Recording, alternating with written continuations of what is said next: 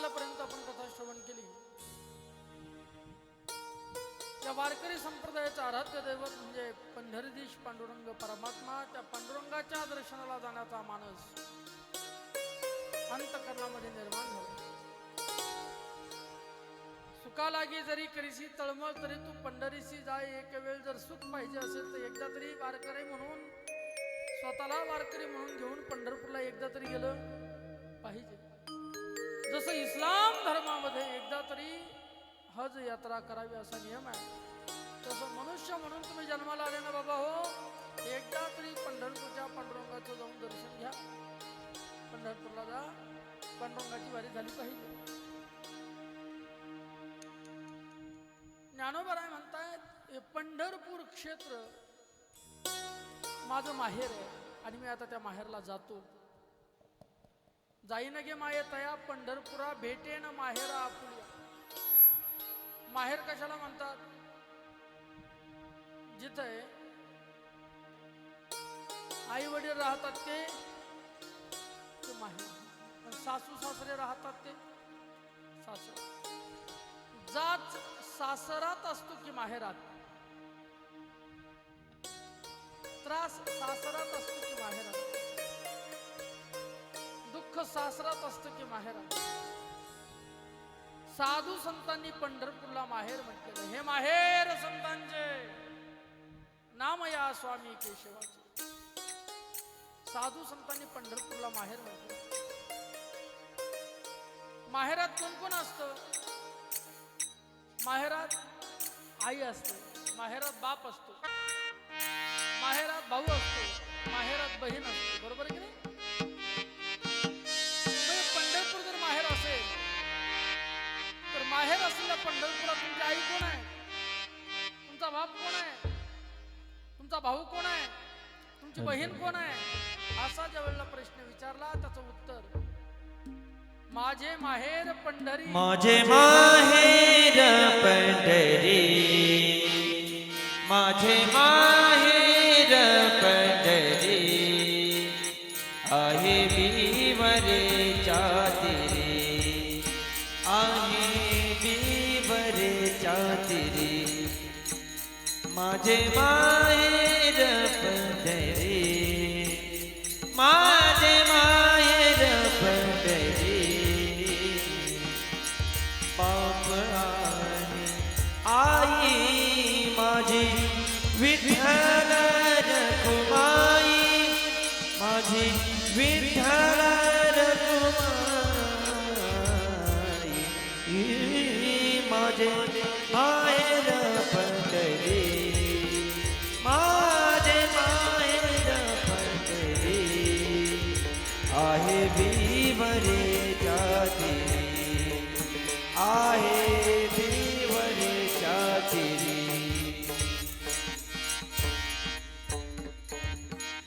माझे माहेर पंढरी. इको थोडासा. आहे पंढरीचे तिरी. माझं माहेर पंढरपूरला आहे म्हणजे. मग पंढरपूर जर माहेर असेल तर पंढरपुरात तुमची आई कोण आहे? बाप आणि आई. माझी विठ्ठल रखुमाई. रखुमाई माझी आई आहे. पंढरपूरचा पांडुरंग माझा बाप आहे. तिथे माझी बहीण आहे. माझी बहीण चंद्रभागा. बरोबर आहे? चंद्रभागा काय? बहीण आहे. आणि बंधू कोण आहे? पुंडलिक. पुंडलिक आहे बंधू, पुंडलिकराय हे बंधू. मग अशा असलेल्या माहेरला मी जाईल. माहेरला जाईल आणि पांडुरंगाला कडकडून मिठी मारेल. ज्या वेळेला लेक सासरच्या जाचाला कंटाळते त्यावेळेला सासरच्या जाचाला कंटाळलेली सासर वासन श्री माहेरात गेल्याबरोबर माईच्या गळ्यात गळे घालते, कडकडून मिठी मारते. बरोबर आहे की नाही? तसं ज्ञानोबा राय म्हटले, माहेरला जाईल आणि माहेरला गेल्यानंतर भेटेन माहेरा आपुलिया. आपल्या माहेरची भेट घे. साधू संतांचं पंढरपूर हे माहेर आहे. आता ज्या वेळेला संत देवाकडे येतात देवाला फार आनंद वाटतो. संत ज्या वेळेला देवाकडे येतात त्यावेळेला देवाला आनंद वाटतो. देवही त्यांच्या भेटीकरता पुढे आलेले आहेत.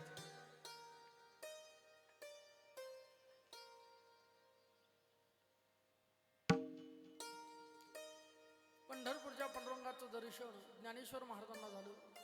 निवृत्तीनाथ सोबत आहे, सोपान काका सोबत आहे, मुक्ताई आईसाहेब सोबत आहे. दर्शन झालं आणि पांडुरंगाच्या मुखाकडे पाहत राहिले ज्ञानेश्वर महाराज. आता असं वाटू लागलं माऊलीला की आपण फार भाग्यवान आहे का. अरे जो योग्याला दुर्लभ आहे, योगिया दुर्लभ तो नाम देखिला साजनी. योगिया दुर्लभ तो नाम देखिला साजनी. पाहता पाहता मन न पुरे देखिला देखिला माय देवाचा देव. देखिला देखिला माय देवाचा देव. देव देव देव. योगिया दुर्लभ तुम्या देखिला साजन. योग्यांच्या जो दृष्टिक्षेपात पडत नाही असा असलेला परमेश्वर मी पाहिला. याचा आनंद माऊलीच्या चेहऱ्यावर ओसंडून वाहतो. देवालाही आनंद वाटला. संत भेटती आज मस्तीने मी झालो चतुर्भुज. देवाने दोन्ही हाताने आलिंगन देणं देवाला कमी वाटू लागलं. देवाने अजून दोन्ही भुजास्थळी सह दोन्ही सूक्ष्म वाढिल्या. अजून दोन भुजा अशा पद्धतीने घेतल्या. दोवरी दोन्ही भुजा आलो घेऊन आलिंग वया लागून तयाच्या. ज्ञानेश्वरचा 12 अध्याय बघा. म्हणजे ज्या वेळेला माझा भक्त मला भेटायला येतो, देव म्हटले मी 4 हात घेण्याचं कारणच ते. 2 हाताने भक्ताला आलिंगन देऊन माझं पोट भरत नाही, त्याकरता मी 4 हात घेतले. देवाच्या हातात जे आयुध आहेत ना ते सुद्धा भक्तांकरताच आहे. देवाच्या हातात शंख आहे. शंख उद्बोधी निज बोधा. आपल्या असलेल्या भक्ताला उत्थित बोध हा दॅट इज कॉल्ड उद्बोध. हा आपल्या भक्ताला बोध देण्याकरता हातात शंख आहे. चक्र अभिमानाचा करीचेदा. अभिमान भक्ताच्या ठिकाणचा असेल तो घालवण्याकरता चक्र आहे हातामध्ये. मोह ममता छेदी गदा. मोह ममता छेदण्याकरता गदा आहे हातामध्ये. निज हस्ते सदा निज भक्ताची पूजन. एका हातामध्ये भक्ताचं पूजन करण्याकरता कमळ आहे. देवाच्या हातात कमळ का? भक्ताचं पूजन करण्याकरता. निज कमळे सदा निज भक्ताची पूजन. दोरी दोन्ही भुजा आलो घेऊन आलिंग वया लागून तयाच्या. देवालाही आनंद झालेला आहे. आता मात्र ज्ञानेश्वर महाराजांनी देवाकडे पाहिलं. देवाला सांगितलं देवा माझी एक इच्छा आहे. असं वाटतं थोडं जीवनाचं सार्थक करून घ्यावं. तीर्थयात्रा करायचा मानस माझा आहे. तीर्थयात्रेला जाण्याची मला अपेक्षा आहे. जीवनमुक्त ज्ञानी झाले जरी झाले पावन तरी देव तीर्थ भजन न सांडिती. भक्त शिरोमणी धन्य तू संसारी परी एक अवधारी वचन माझे. भूतळचे तीर्थे पाहावे नाही असे अर्थ म्हणी विष्णुदासा. ज्ञानदेव म्हणे पूर्वी मनोरोध करावा मुहूर्त प्रयाणास. विनंती करू लागले ज्ञानोबा राय. देवा भूतळीचे तीर्थे पाहावी नाही. या पृथ्वी तलावरती जे जे तीर्थक्षेत्र आहेत ते डोळ्याने पाहावं असा मानस आहे. आपणही तीर्थयात्रा करतो कशासाठी? स्वतःला पावित्र्य मिळावं म्हणून. बरोबर आहे. आपण तीर्थयात्रा करतो आपण पवित्र व्हावं म्हणून. संत तीर्थयात्रा करतात तीर्थाला पवित्र करावं म्हणून.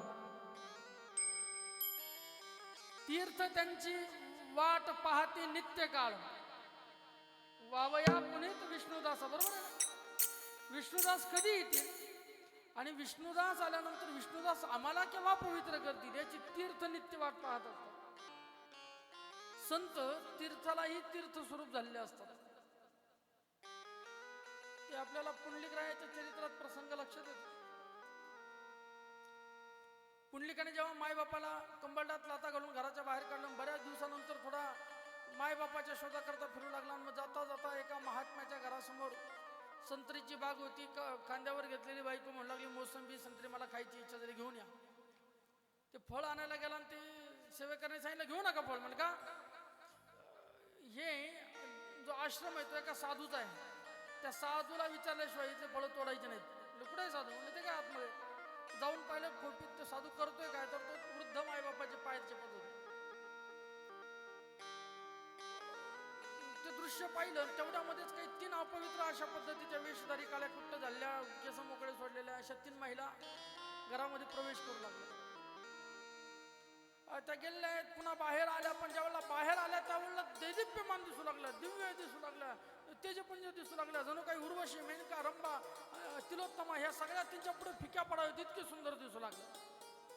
त्या तिघांचं रूप लावण्य पाहिलं आणि मग सहजच विचारणा केली, तुम्ही जाते वेळी तर आशा केल्या होता, येताना इतक्या सुंदर पवित्र होऊन कशा आल्या? म्हणले पुंडलिका, तुझ्यासारखे पापी लोक आमच्या स्नान करतात, आम्हाला अपवित्र करतात, आणि आम्हाला पवित्र होण्याकरता कुक्कुट स्वामी सारख्याच्या चरणाला स्पर्श करावा लागतो, त्यांची सेवा करावी लागते. त्यांची सेवा केली की मग आम्ही पवित्र होतो. म्हटले असं ते काय तप करतात, काय साधना करतात की ज्या साधनेच्या प्रभावाने मालिन्य प्राप्त झालेलं तीर्थही पुन्हा पूर्ववत निर्मळ होतं आणि त्याच्या ठिकाणी तीर्थत्व जागं होतं. असं नेमकं ती सेवा काय करतात? मग बघितलं, लक्षात आलं, त्यांनी आई वडिलाची सेवा करतात. पुंडलिकाला उपरती झाली, मायबापाच्या शोधाकरता निघाला, मायबापाला लोहदंड तीर्थामध्ये घेऊन आला, सेवा केली, आराधिला पुंडलिके जननी पूजनी जनकी. सांगण्याचा भाव माझा असा आहे की तीर्थ पवित्र होण्याकरता साधूच्या चरणाचा आश्रय करतात. आपली तीर्थयात्रा स्वतःला पवित्र करून घेण्याकरता असते, साधूची तीर्थयात्रा तीर्थाला पावित्र्यता देण्याकरता. म्हणून संत फिरत राहिला पाहिजे, साधू फिरत राहिला पाहिजे. मग ठीक आहे, हे शब्द ज्या वेळेला ज्ञानेश्वर महाराजांच्या मुखातून देवाने ऐकले, देवाला आनंद झाला. तीर्थयात्रा केली पाहिजे. काळ सारावा चिंतने, एकांतवासी गंगा स्नाने, देवाच्या पूजने, प्रदक्षिणा तुळशीच्या, अशा पद्धतीने तीर्थयात्रा. जवळ हे सकळ सिद्ध आहे, हात चालावाया पाय, तव तू आपले सोयीत पाहे, तीर्थयात्रे जाय चुकू नको. तीर्थयात्रा केलीच पाहिजे. मग तीर्थयात्रेला आपले भक्त चालले, त्याचा आनंद देवाच्या मनामध्ये होऊ लागला. पण तेवढ्यामध्ये एक बोज टाकावा अशा पद्धतीचं वाक्य ज्ञानेश्वर महाराजांनी देवाच्या डोक्यावर टाकलं. कोणतं? देवा, चाललोय तीर्थयात्रा करायला, पण ही तीर्थयात्रा एकट्याने नाही करणार. आमच्या गाडीत 50 शीट आहे, म्हणजे 10 शीट बुक झाले, बाकीचे शीट बुक करायचे आहेत. तुमचा लाडका लढीवाळा भक्त नामदेव द्या माझ्यासोबत. नामदेव द्या हे शब्द ऐकले, पांडुरंगाच्या डोळ्यातून अश्रू आले.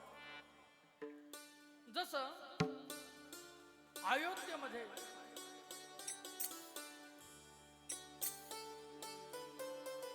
विश्वामित्र मुनी दशरथ राजाकडे जाऊन दशरथ राजाला म्हणू लागले, यज्ञाचं संरक्षण करण्याकरता म्हणून मला तुझा मुलगा दे.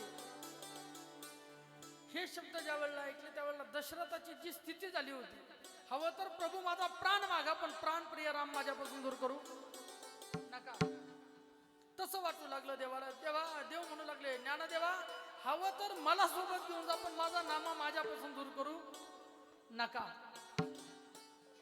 पण काय होतं, मोठ्या माणसाची कधी कधी भीड लोटता येत. ते काय झालं, एकदा नवीनच लग्न झालं होतं. लग्नाला एक 5-6 महिने पूर्ण झाले आणि सण दिवाळीचा आला.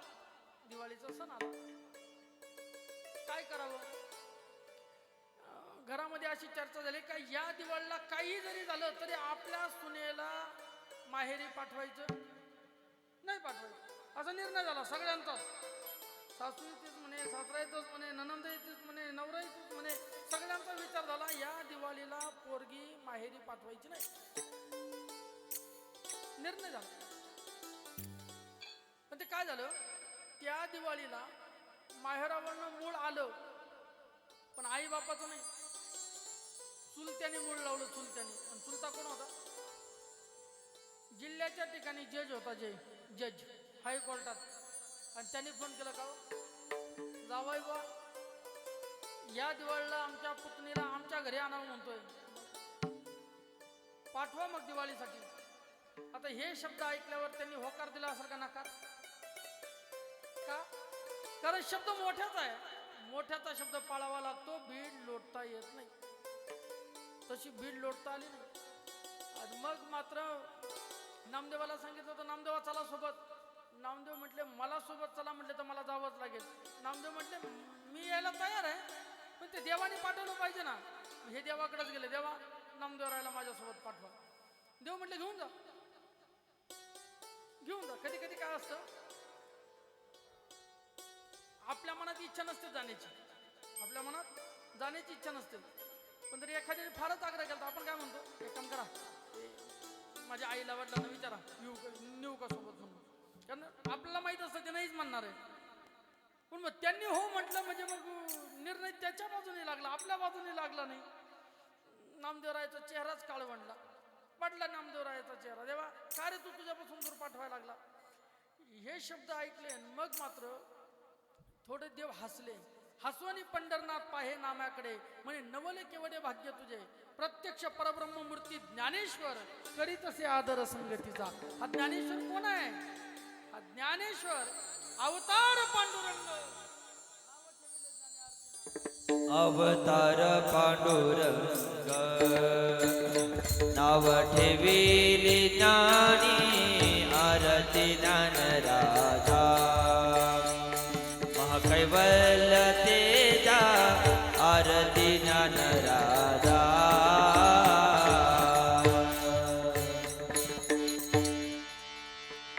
अवतार पांडुरंग नाव ठेविले ज्ञानी. नामदेवराय जेव्हा म्हणले नामा म्हणे स्वामी विठोबाची पुसा आज्ञा देल शिरसा वंदन जासी. राऊळा भितरी चला जाऊ वेगे आज्ञा मागो दोघे तीर्थयात्रे. जीवीचा निज भाव संगे ज्ञान देव कोणी पंढरावा हासिनले.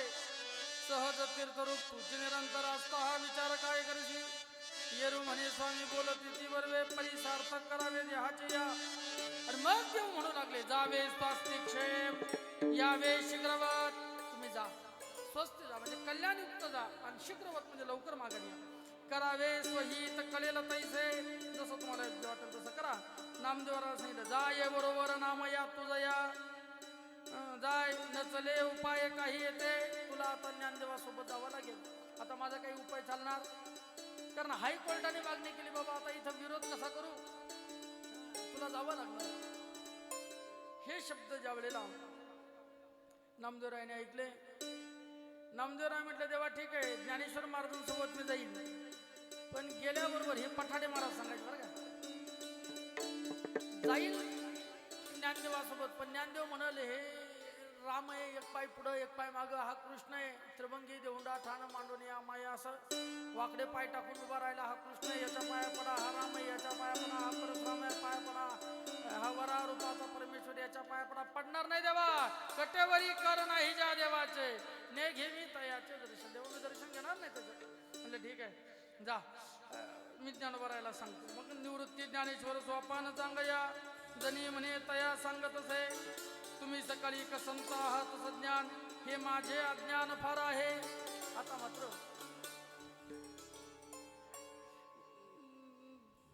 देव नामदेवाच्या जवळ येतात. नामदेवाच्या डोक्यावरून हात फिरवलं, कडकडून नामदेवाला मिठी मारली आणि बाकी संत मंडळाला सांगू लागले तुम्ही सगळे सज्ञान आहेत, पण हा नामदेव माझं लेकरू आहे लढीवाळ आहे. तुम्ही सकाळी संत आहात सज्ञान हे माझे अज्ञान फार आहे, पण हा माझा नामा मला सोडून कुठं बाहेर नाही गेला. ज्या वेळेला एखादं लेकरू कधी मायबापाला सोडून राहत नाही ना, असं लेकरू जेव्हा आळंदीला आणून टाकताना मायबाप इतकी काळजी करतात, लेकराला जीव लावा म्हणतात. आता माझी संस्था असल्यामुळे मला अनुभव, जीव लावा म्हणतात लेकराला. हो आमचं लेकरू कधी सोडून राहिलं नाही हो, आमचं लेकरू कधी आम्हाला सोडून झोपलं नाही हो. अहो स्वतः जेवण केलं तर ताट कधी त्याने उचलले हो, त्याची काळजी करा बरं का. त्याला काही दुखलं कुठलं सांगत नाही, तो ताप आला बघत जा, सर्दी झाली बघत जा, गोळ्या वेळेवर देत जा. इतकी काळजी आई जशी करते तशी काळजी देव करू लागली. नामदेवा या सगळ्यांसोबत चाललाय, पण मी सगळ्यांना सूचना देतो हळूहळू जावे करू नका घाई, चालयाची नाही सवय्यासी.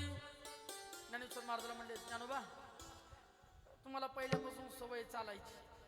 आपेगावला गेले, आपेगाववरनं आळंदीला आले, आळंदीवरनं पैठणला गेले, पैठणवरनं नेवाशाला गेले, नेवाशावरनं पुन्हा आळ्या फाट्याला गेले, पुन्हा आळंदीला आले, पुन्हा पंढरपूरला आले. म्हणजे तुम्हाला सवय पण माझ्या नामदेवाला काही चालण्याची सवय नाही. त्यामुळे हळूहळू जावे, करू नका घाई, हळूहळू चाला. का? माझ्या नामदेवाला चालायची सवय नाही. एका दिवशी फार चालेल बिचारा तर त्याच्या पायाला फोड येते. आता मात्र कोण कोण सोबत निघालंय? निवृत्ती सोपान हे ज्ञानेश्वर मुक्ताई चांगदेवटे सुरू, निरंतर विसाखेतर देखे ब्रह्मी आनंदाचा पूर, सप्रेम निवृत्ती आणि ज्ञानदेव मुक्ताईचा भाव विठ्ठल चरणी, सोपान सावता गोरा तो कुंभार आणि अपार वैष्णवजन. गोरा कुंभार सावता महाराज ही सगळी मंडळी तीर्थयात्रा करण्याकरता निघाली. तीर्थयात्रेच्या उद्देशाने निघालेली ही मंडळी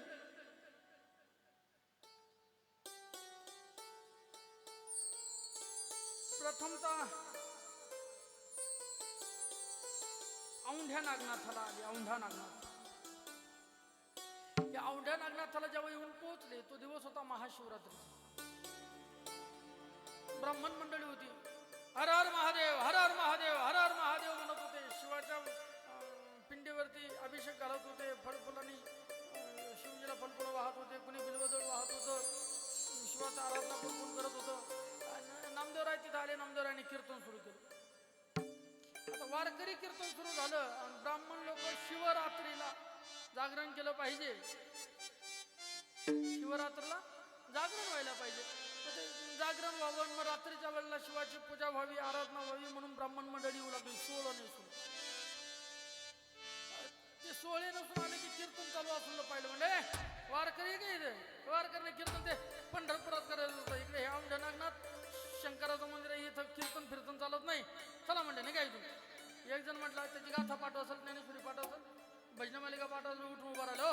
तुम्हाला कळतंय का विष्णू आणि शिव का वेगळे? अरे अरा भेद नाही, करू नये वाद, एक एकाचे हृदय थोडी साखरेच्या ठाई, दोन्ही एकच आहेत. तुम्ही काय भेद करू नका. म्हटलं हे ज्ञान वारकरला सांगायचं, आम्हाला सांगायचं नाही का बाहेर. नामदेवरायला धक्के मारून अशा पद्धतीने बाजूला केलं. नामदेवराय म्हणले ठीक आहे, इथं नाही, पाठीमागे गेले, मंदिराच्या पाठीमागे गेले.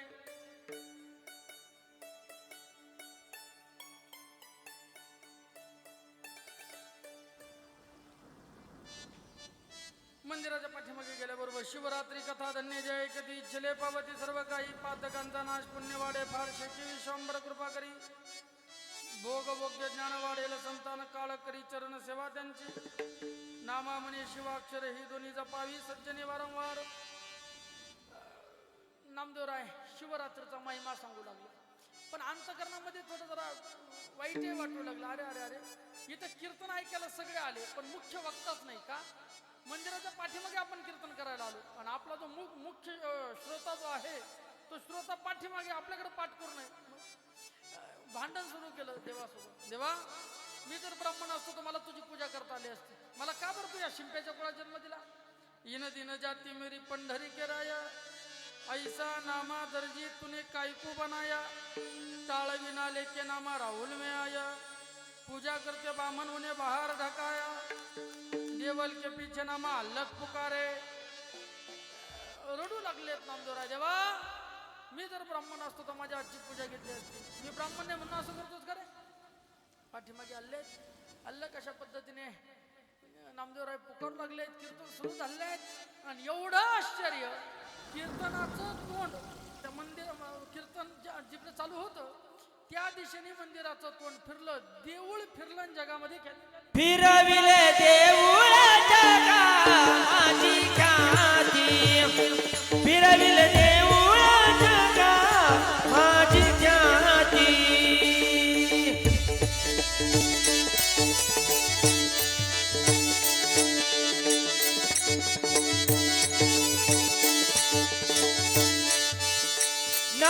नामदेवाती दूध प्याला, नामदेवाती दूध प्याला, दूध प्याला, दूध फिरविले देऊळ जगा माझी ख्याती, फिरविले देऊळ जगा माझी ख्याती. फिरविले देऊळ जगामध्ये ख्याती, नामदेवा हाती दूध प्याला. अशा पद्धतीची ख्याती नामदेव महाराजांनी तिथे केलेली आहे. पुढे ही सगळी मंडळी आहे महादेवाचं दर्शन घेऊन सातपुड्याच्या रांगाकडे निघाले. त्या सातपुड्याच्या पर्वतरांगामध्ये हरपाल नावाचा एक भक्त होता. हरपाल नावाचा भक्त, त्याचा नियम असा होता, तो वाटमाऱ्या करायचा. बिल्ल होता बिचारा समाजाने, वाटमाऱ्या करायचा नियम.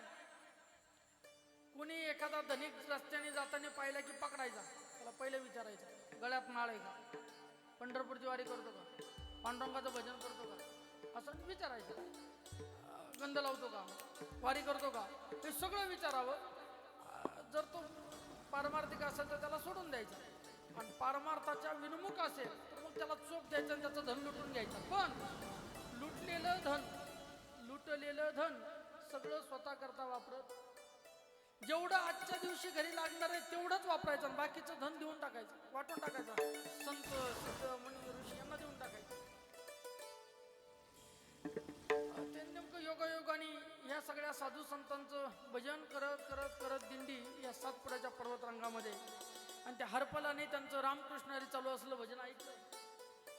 रामकृष्ण हरी रामकृष्ण हरी रामकृष्ण हरी टाळ मृदंगावरती भजन चालू. या भजनाचा आवाज हरपालाच्या कानावरती आला आणि हरपाल धावत आला. साधू संत पाहिले, लोटांगण घातलं. साधू ज्यावेळेला समोर दिसेल त्यावेळेला त्याचं दर्शन घेतलं पाहिजे. संत लोटांगणा जाता लाज नये म्हणा. साधूचं जेव्हा आपण दर्शन करू त्यावेळेला मनात लाज येता कामा नये. घेईन मी जन्म याच्यासाठी देवा, तुझी चरणसेवा साधवा, हरनाम कीर्तन संतांचे पूजन काली लोटांगण महाद्वारे महाद्वारे कालू लोटांगण महाद्वारे हरिनाम कीर्तन सदाचे पूजन खाली लोटांगणे काली लोटांगण महाद्वारे महाद्वारे महाद्वार हरिनाम कीर्तन संतांचे पूजन घाली लोटांगण महाद्वारी. संतांचं पूजन घडलं पाहिजे. देवाची आपण पूजा नाही केली तर फार फरक पडणार नाही, पण संतांची पूजा जर आपण केली नाही तर फार मोठा फरक पडेल.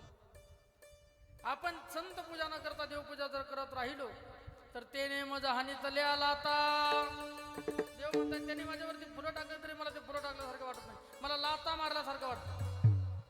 पण माझ्या भक्ताची जो कोणी पूजा करतो ते मज प्राणाही परवते, आवडते, मज निरुते, ते मला प्राणाही पेक्षा जास्त आवडतात. मग मात्र हरपल आणि या सगळ्या साधू संतांचं दर्शन घेतलं, सांगितलं महात्मा जी आप आज के दिन हमारे घर रुकिए, थोड़ा बहुत पाहुणचार ले लीजिए और फिर चले जाइए, दुपार खान पान होईल, थांबा माझ्या घरी. दिंडी वळवली घराकडे, आणि घरी जाऊन बायकोला सांगितलं साधू संत घरी आले, त्यांचा पाहुणचार करायचा आहे, स्वयंपाक बनव. ती म्हटली हे बघा बनवणं माझं काम आहे, बनवणं माझं काम आहे, मी बनवेल, पण घरात काही पाहिजे ना, घरात काहीच नाहीये. जे आहे ते तुमच्या नियमाप्रमाणे तुम्ही वाटून देता, दररोज पाहता, आज तर काहीच नाही घरात, काय बनवायचं. त्यांनी साधू संतांना सांगितलं एक काम करा, तुम्ही थोडं तीर्थस्नान वगैरे करून या, तोपर्यंत स्वयंपाकाची व्यवस्था करतो. निघाले जंगलामध्ये आपल्या नित्याच्या धंद्याला, उद्योग पाण्याला.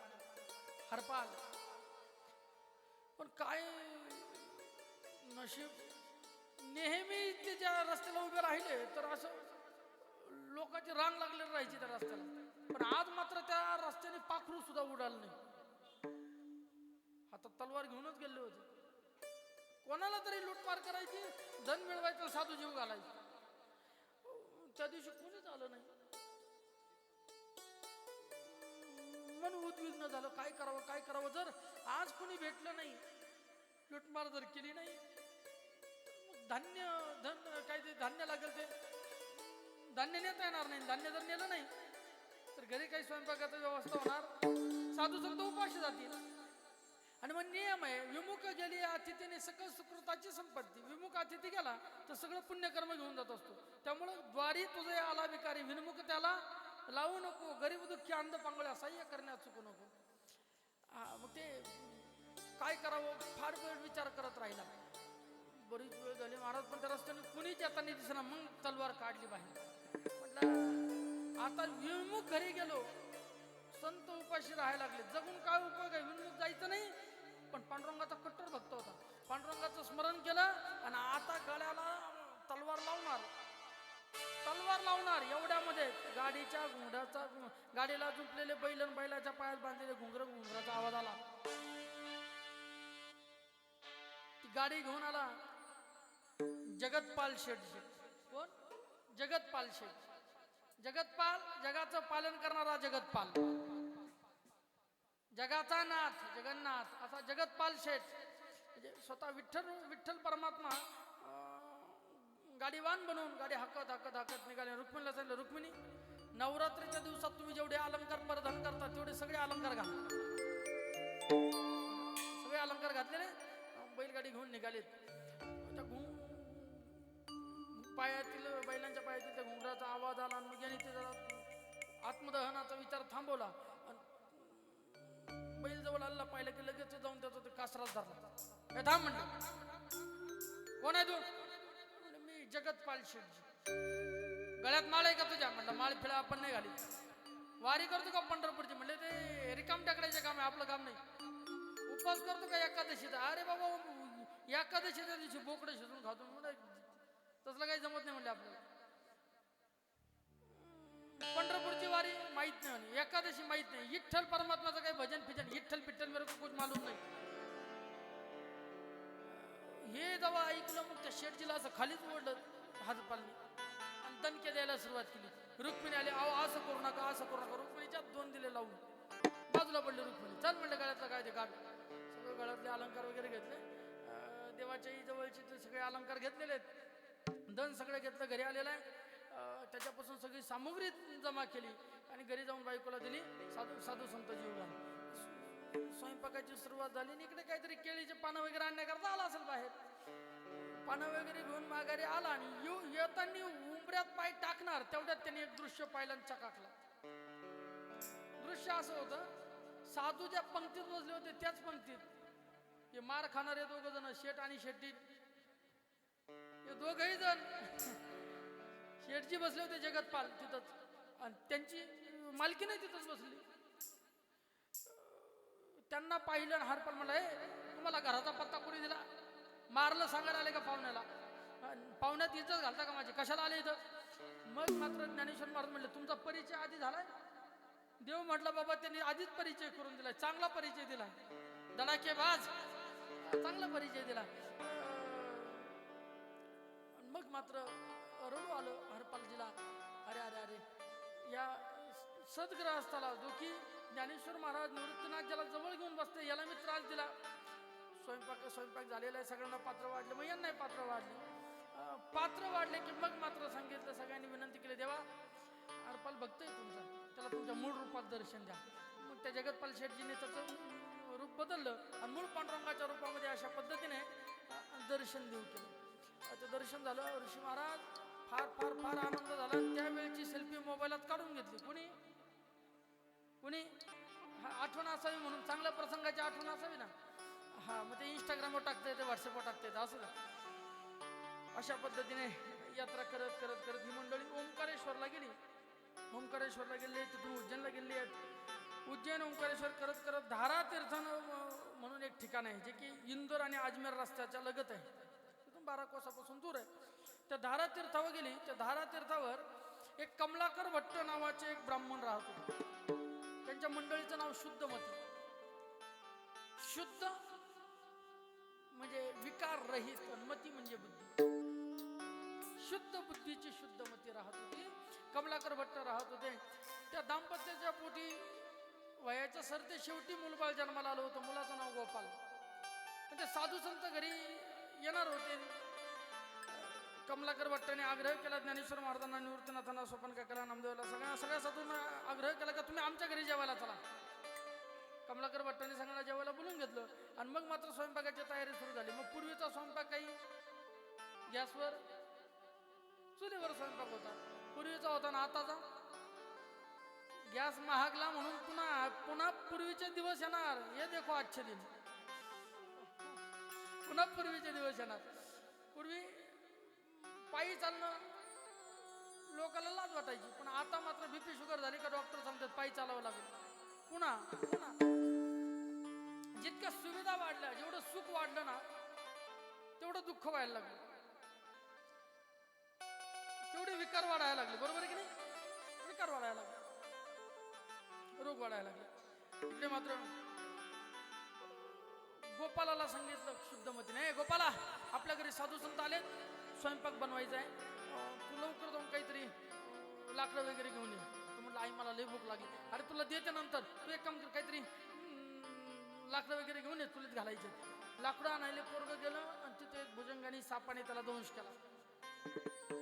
पोरगं सर्पदंशाने गतप्राण झाला. किती वेळ झाला गोपाल काय येत नाही काय येत नाही म्हणून आई चिंतातूर झाली. जाऊन पाहते पोरगं लाकडं आणायला गेलं तर आहे इकडं बघावं तर त्याच्या तोंडातून सगळा फेस वाहत होता. पोरगं गतप्राण झालेलं पाहिलं, पण ही बातमी जर साधूला कळली तर आपल्याला सुतक झालंय. हे ऐकून साधू आपल्या घरी जेवणार नाही, म्हणून काय करावं, तिने पोरगं उचललं, घरात आतल्या खोलीत नेलं आणि त्याच्या अंगावर पांढरा वस्त्र पांघरून ठेवलं आणि त्याच्या उशाभोवती उशा शेजारी अशा पद्धतीचा दीपक दिवा लावून ठेवला. जसं प्रेताचा विधी असतो तसं. इकडे मात्र सगळा स्वयंपाक तिने सुरू केला. पण स्वयंपाक करत असताना आसपासची झाली होती नाही का, मी हा स्वयंपाक संतान करता करते, साधू करता करते, दुःखित मनाने कसा स्वयंपाक करू. म्हणून अंतकरणात निर्मळता शुद्धता तशीच शुद्धमतीच नाव तिचं. सुंदर स्वयंपाक बनवला, सगळ्या साधू संतांना पात्र वाढले. आता पुंडलिक वरदा होणार, श्लोक होणार, तेवढ्यामध्येच मुक्ताई साहेबाला आठवण झाली.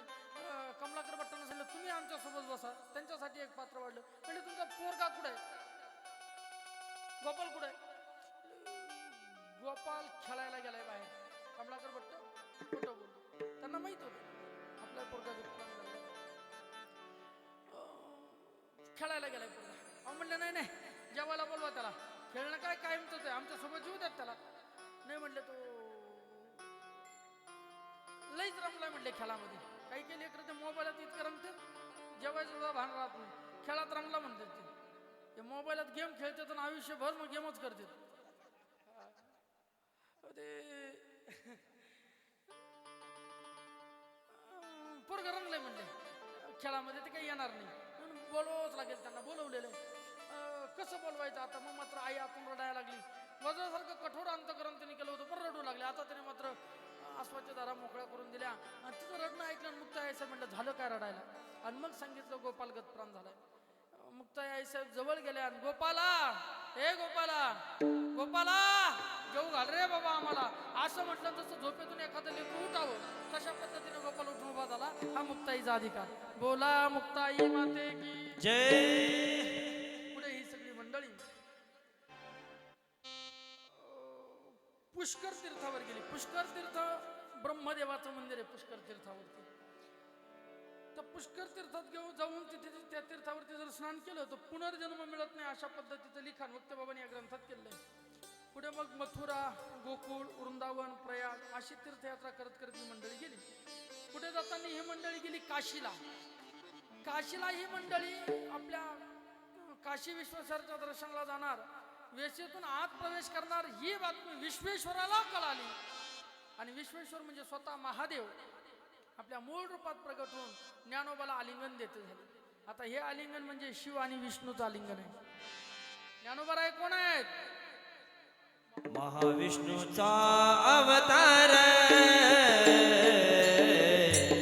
महाविष्णूचा अवतार, सखा माझा ज्ञानेश्वर, सखा माझा ज्ञानेश्वर,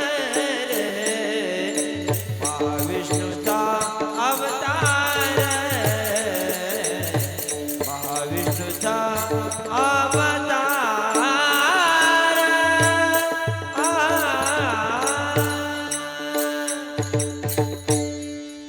महाविष्णूचा अवतार त्या ज्ञानोबारायांना विश्वनाथांनी कडकडून अशा पद्धतीची मिठी मारलेली आहे. आता तीर्थात गेलं म्हणजे त्या तीर्थामध्ये कमीत कमी हातपाय धुतले पाहिजे, तीर्थात उतरलं पाहिजे. मग ज्ञानोबाचा हात ज्ञानोबाचा हात ज्ञानोबाचा हात ज्ञानोबाचा हात ज्ञानोबाचा हात प्रेम धरी विश्वनाथ प्रेम धरी विश्वनाथ ऐसे बोलते चालत दोघे आले गंगे आत गंगे आत गंगे आत ऐसे बोलत चालत दोघे आले गंगेआत. दोघं बोलत चालत अशा पद्धतीने गंगेत आले.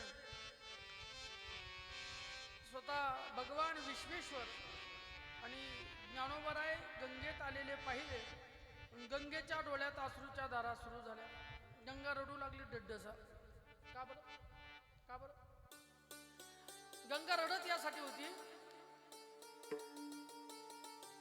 एक जण जो आहे त्याने मला मस्तकावरती धारण केलेलं आहे, म्हणजे माझा सांभाळ करणार आहे. पण दुसरा जो आहे त्याच्यापासून मी निर्माण झालेली आहे. दुसरे विष्णू आहेत, म्हणजे ज्ञानोबा आहेत. ज्ञानोबा विष्णूचा अवतार आहे. मी याच्या पायापासून निर्माण झाली. तुझ्या चंद्रभागा विमानी चंद्रभागा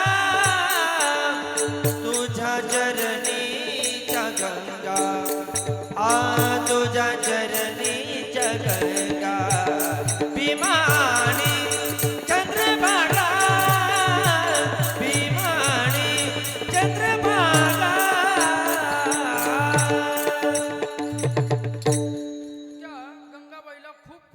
आनंद अशा पद्धतीने झालेला आहे. तिने ज्ञानेश्वर महाराजांच्या चरणाला मिठी मारली. एवढी घट्ट मिठी मारली, शेवटी नामदेवरायाला सांगावं लागलं, नामा म्हणे सोडाबाई ज्ञानदेव सर्वा ठाई. ज्ञानोबराय सगळीकडे आहे, सगळीकडे व्यापक आहे, सोडा. आणि मग त्या ठिकाणी त्या काशी क्षेत्रामध्ये ज्ञानेश्वर महाराज आलेले पाहिले.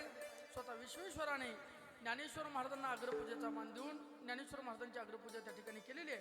पुढे कबीर महाराज याच काशी नगरीमध्ये राहत होते. कबीर महाराजांच्या कानावरती ज्ञानेश्वर महाराजांची कीर्ती गेलेलीच होती. आणि मग ज्या वेळेला एका साधूची कीर्ती दुसऱ्या साधूच्या कानावर जाते, त्यावेळेला त्या साधूला सहजच त्या महात्म्याचं दर्शन घ्यायची अभिलाषा अंतकरणात निर्माण होते. काशीचे मुसलमान समाजात जन्माला आलेले कबीर महाराज वारकऱ्यात धर्माला जातीला किंमत नाही, यथायती धर्म नाही विष्णुदासा. आपण उद्या या विषयावरती सविस्तर बोलणारच आहे, कारण उद्या केवळ चोखोबरायांचं चरित्र आपलं पाहिजे. असू द्यात. मग कबीर मोमीन लतीफ मुसलमान सेना नाविदान विष्णुदासा. कबीर मोमीन आणि लतीफ असे काही मुसलमान संतही आपल्या वारकरी परंपरेत होऊन गेले. इतर ठिकाणी जात असताना जातीचं बंधन येतं, पण वारकरी संप्रदायात येत असताना जातीचं बंधन येत नाही. न पाहे याती कुळाचा विचार भक्त करुणाकर ज्ञानाबाई. आळंदीत ठिकठिकाणावरून शिकायला विद्यार्थी येतात. विद्यार्थी जेव्हा शिकायला येतो त्यावेळेला त्या विद्यार्थ्याला त्याची जात विचारली जात नाही. ब्राह्मणी शिक्षण घेण्याकरता ब्राह्मणच असावा लागतो, बरोबर आहे की नाही? क्षत्रिय शिक्षण घेण्याकरता पूर्वी क्षत्रियच असावा लागायचा. आता मात्र आळंदीत हजारो संस्था आहे, पण एकही संस्था आळंदीत शिकायला आलेल्या विद्यार्थ्याला त्याची जात विचारत नाही. का?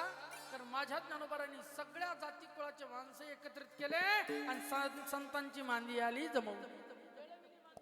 मिळविले बांधे वैष्णवाची वैष्णवाची मिळविले बांधे वैष्णवाची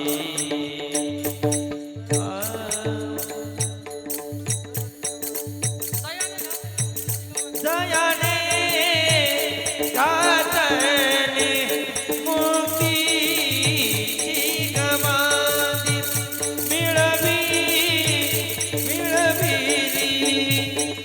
मिळविली माझी वैष्णवाची वैष्णवाची वैष्णवाची. काशी क्षेत्रात ज्ञानेश्वर महाराज आले पाहिलं. कबीर महाराजांनी जाऊन दर्शन घेतलं. कबीर महाराज म्हणू लागले, बरं झालं तुम्ही आलात, आता एक काम करा, आमच्या घरी जेवण करा. पण काय कोणास ठाऊक सगळ्या साधूंच्या बाबतीत दारिद्र्य हे काय 18-20 पुजलेलंच होतं काय कोणास ठाऊक. 18-20 दारिद्र्य शब्दाचा अर्थ कळतो? कळतो?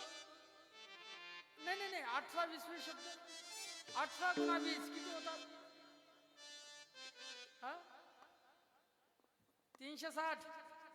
मग 360ही दिवस ज्याच्या घरी फक्त दारिद्र्य 18-20 दारिद्र्य.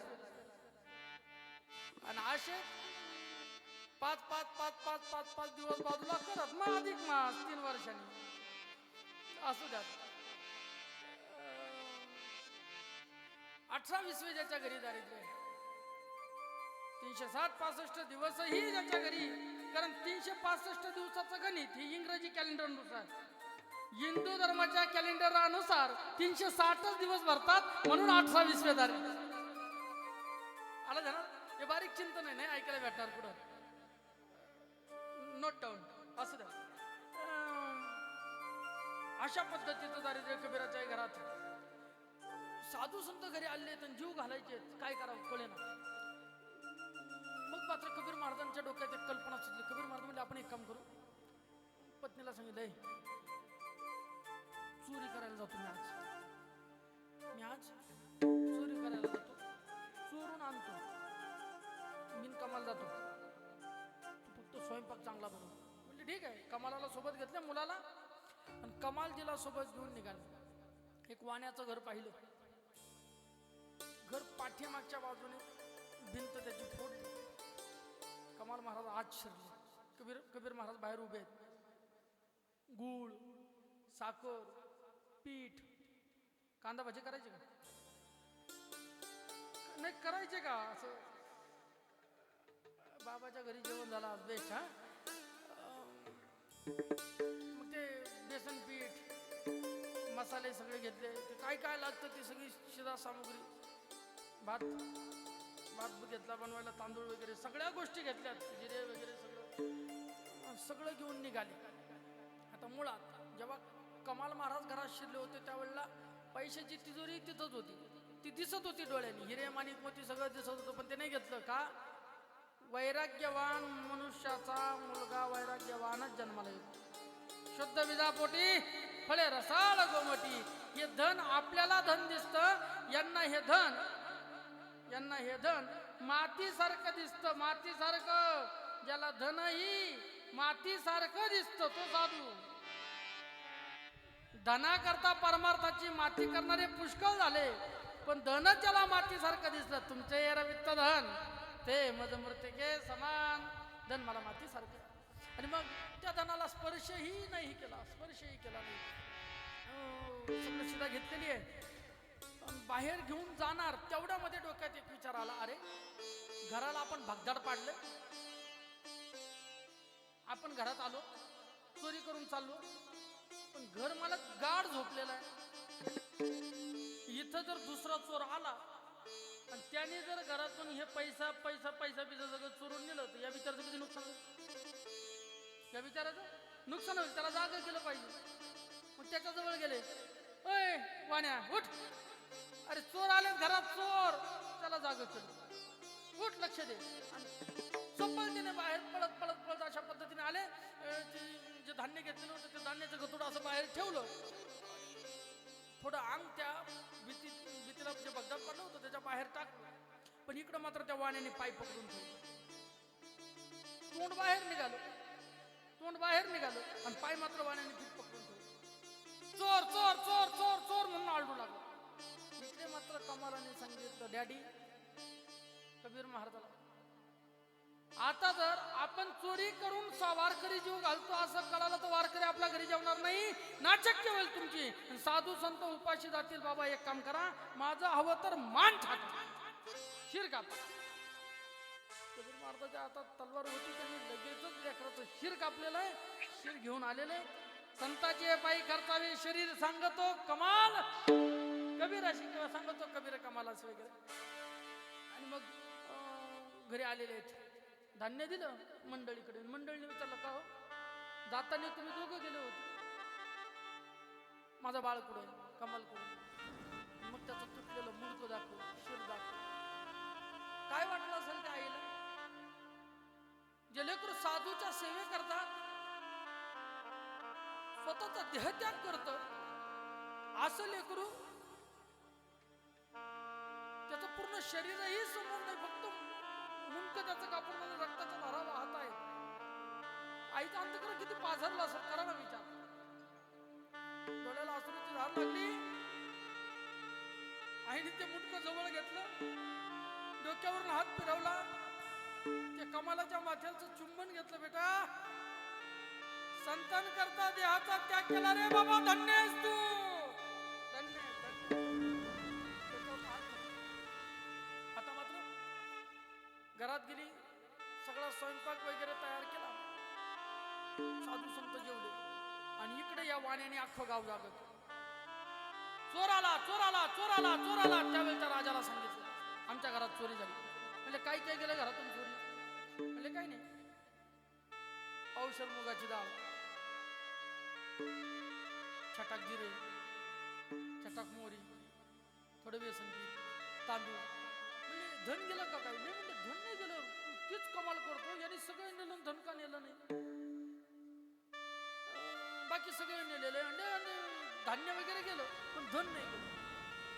कुणीतरी असेल, चांगला चोर असेल, पण यांनी चोरी केली, याला शिक्षा दिली झालीच पाहिजे. तर नाराज राहिला, हमारी मांगे पुरी करू, याला शिक्षा करा. काय शिक्षा करायची? ऋषी महाराज शिक्षा अशी केली, शीर नसलेलं धड सुळावर लटकवलं. त्यावेळेला सुळावर त्याने ही शिक्षा असायची. शीर नसलेलं धड कशावर लटकवलं? सुळावर लटकवलं, सुळावर. आणि म्हणजे जेणेकरून इथून पुढे तरी कुणी चोरी करायचं धाडस करणार नाही. चोरी करण्याची काय शिक्षा आहे? मेल्यानंतर आम्ही तुम्हाला सुळाव देऊ, अशा पद्धतीने जर एखादी दृश्य पाहिलं तर परत चोरी करणार नाही, म्हणून ही शिक्षा ठेवली होती. त्यावेळेच्या राजाने सुळावर लावलेलं शीर आपलं ते धड. प्रसंग असा झाला, पहाटे ही सगळी मंडळी उठली, स्नानादी विधी उरकली आणि भजन करत करत करत चौकातून निघाले. ते ऐन चौकातच सुळाव देण्याची पद्धत होती आणि चौकातच हे शीर नसलेलं धड उभं केलं होतं. साधू संत भजन करीत करीत करीत करीत जवळ येताना पाहिले, साधू संत येताना पाहिले, शीर नसलेल्या धडाने हात जोडले. शीर नाही, पण हे धड हात जोडत असेल तर नक्कीच हे शरीर ज्याचे तो भाग्यवान असेल आणि तो कुणीतरी संत सेवक असेल. हे शब्द कबीराने ऐकले. मग मात्र कबीराच्या डोळ्यातून आसवाच्या धारा. कबीर अर्थाने पाहिलं आणि मग विचारलं, कबीर महाराज काय अर्थ आहे? कबीराने सांगितलं, हा खरंच संत सेवक आहे. माझी संत सेवा कमी पडली, पण संतांच्या सेवेसाठी यांनी स्वतःचं शरीर खर्च केलं. हा माझा पुत्र कमाल आहे. म्हणली याचं शीर, म्हणली शीर मी कापून नेलं. ज्ञानोबा म्हटले घेऊन या. शीर घेऊन आले, संजीवनी मंत्राचा प्रयोग केला आणि मेलेलं लेकरू पुन्हा जिवंत केलं. ही ज्ञानोबाईची ताकद आहे. ही ज्ञानोबाईची ताकद. कबीराचा पुत्र कमाल जिवंत केला. आता मात्र ही सगळी मंडळी कबीर महाराज सोबत तीर्थयात्रा करत करत करत ही मंडळी पुढे निघाली. पुढे ही मंडळी अयोध्येला आलेली आहे. तिथून गयेला गेली. गयेला गेल्यानंतर मातृगाया पितृगाया अशा दोन्ही गाया आहेत. गयेला गेल्यानंतर पिंडदानाचा विधी झाला पाहिजे. तुकाराम महाराज म्हणतात ना, माझे झाले गाया वर्जन, फिटले पितरांचे ऋण. पितरांचं ऋण पेटण्याकरता गयेला जाऊन आलं पाहिजे. म्हणून मग ज्या ज्या ठिकाणी गेले त्या त्या ठिकाणी पितरांच्या नावाने अर्घ्य अशा पद्धतीने निवृत्तीनाथाधिक सगळे भावंड देत असायचे. पुढे ही सगळी मंडळी कलकत्त्याला आलेली आहे. महाकालीचं दर्शन घेतलं. महाकालीचं दर्शन घेऊन सगळी मंडळी गंगासागरला गेली. सब तीर्थ वारंवार, गंगासागर एक बार. गंगासागरला गेले. गंगासागराचं दर्शन झालं. पुढे ही मंडळी जगन्नाथला आली. जगन्नाथाचा देव, 3 मूर्त्या जगन्नाथाच्या तिथं आहेत, बरोबर आहे. सुभद्राबाई, बलिराम आणि भगवान परमात्मा. त्यांना हात पाय नाही. का नाही? आता ती कथा मी नंतर सांगेल. सगळं ह्याच कथेत सांगितलं. पुढल्या कथेला पाकिट द्याल का? पुढं सांगेल. वर चला, विषय आला ओघाने सांगतो. ज्या वेळेला देहत्याग सगळ्यांनी केला, आपल्या हातून फार मोठं पाप घडलं. आपल्याच हातून कुळाचा नाश झाला असा विचार कृष्ण परमात्म्याच्या मनात कायम होता. आता ज्या वेळेला कृष्णाने देह ठेवला, बलरामाने देह ठेवला, सुभद्राने देह ठेवला, त्यावेळेला अर्जुनाने चितेमध्ये ती देह जाळण्याचा प्रयत्न केला. पण दिव्य देह तो जळला जाईना. पण देवाची इच्छा होती, आपल्या हाताकडनं असं घडलेलं आहे, आपल्या हातून हे सगळं घडलंय, त्यामुळं मग आपले हातपाय जळायला जळू देत. म्हणून त्या देहाचे हातपाय जळाले. बाकी सगळं धड शिल्लक राहिलं आणि ते धडच आहे आता तिथं जगन्नाथाला. तिथे कर्माबाई नावाची एक साधी होऊन गेली. कर्माबाई खिचडी खाऊ घालायची. आजही जगन्नाथाला खिचडीचा प्रसाद आहे. असं दे, आता ती सांगेल परत केव्हा. वेळ पुढे चालली बरेच. पुढे ही सगळी मंडळी तीर्थयात्रा करत करत कर्नाटकात आले. आवाज येईल त्याच्यात? नाही येणार? खंडवदनेमध्ये येतो. संतांच्या नामाचा जप केल्याचा प्रभाव असा आहे, संतांचे जप केल्यानंतर पाप निघून जात असतात. तुका म्हणे पापे जाती संतांची जपे, म्हणून संतांचा जप घडला पाहिजे.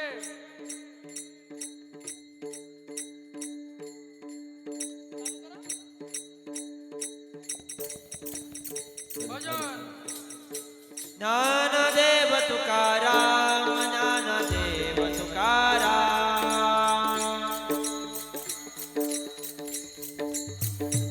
ज्ञानदेव तुकाराम, ज्ञानदेव तुकाराम.